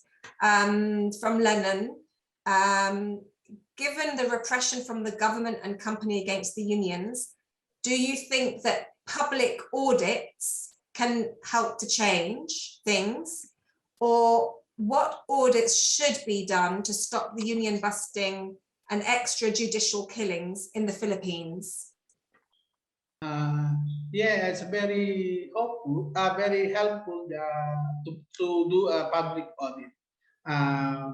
It gives a pressure to the company for that kind of situation. But this is this situation is very politically motivated. That's why, like what happened to Nexperia, the management says that they are very supportive to the union and they respect the union. But if you analyze where the where the state forces get those names and even those information and addresses. So, okay, for us, it's a very helpful to have a public audit. But if the extrajudicial killings will stop, maybe I don't think so for now. Yeah, okay, thank you so much. And so I suppose the call out from yourselves then is to ask you know, anyone who's on this webinar if they can actually influence procurers or those who have any influence on procurers to keep doing audits. But of course, it's not just about normal industry social audits. I know that on earlier sessions today, Electronics Watch has been here, for example, and their worker-driven auditing, which you have helped to be part of with your partner, makes a difference too, and maybe more of a difference. Yeah. Okay. So I think, Judith, we're probably, unless anybody has any other last moment questions, we're probably drawing to a close. Thanks, Judith has put up here, if anyone wants to know more about Electronics Watch, she's put the link, the website link there. And I'm actually on the board of Electronics Watch, and I can say as a trade unionist that I think that they are doing some outstanding work right now. And those that can influence your public authorities to join, please, please, please, please do. That includes in the US. Chris, if you've got any links to any local Congress people or anything, have a look up for Electronics Watch, because this is also how we all get connected all around the world. And we need an Electronics Watch of everything. Their model is fantastic. So I'll just leave on that note. I don't know, Judith, or if anybody else wants to say anything at this point, but I think we're now out of time. And thank you so much to Chris Smalls and to Mary Ann Castillo, and also to Julius. You've done, sorry, I'm Cardenos, right? I'm sorry, I have a terrible memory for names. I've got Julius MWAP in front of me on your Zoom, but thank you so much to everybody. Again, your bravery and your activism is what drives the union movement and what keeps us being able to progress even in the face of the worst types of union busting. And we are nothing if we don't have you doing the hard work that you do. So thank you so much. And that's it, I believe.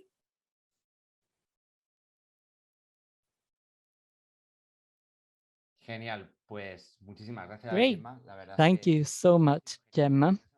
This panel has been super interesting. And as Gemma rightly said, I deeply admire, I mean, those of us who write and read about this is great, but it is really enriching to listen to people like Julius and Chris who are there in the front line. I think it's been a very interesting panel. So we're reaching the end of today. Thank you all very much for being here with us today. Thanks to SETEM Catalunya and the City Council of Barcelona. We hope you found today's sessions very useful. I found them really interesting. And remember, tomorrow we have another session. We'll be back tomorrow in a hybrid format with some people in person and some people online at 5 p.m. in the Sala Moragas in Elborn, and also will be online. Please remember that there is a separate link for tomorrow's session. If you've signed up for tomorrow's session, we'll be looking at the importance of precarious job conditions in Eastern Europe. We'll be looking at links between the North and the South, and how sustainable and realistic these plans are. And the last panel will be on how new technologies are being used to control citizens, how some groups are organizing to strengthen democratic processes. So that's all on our behalf. Thank you all very much and see you tomorrow.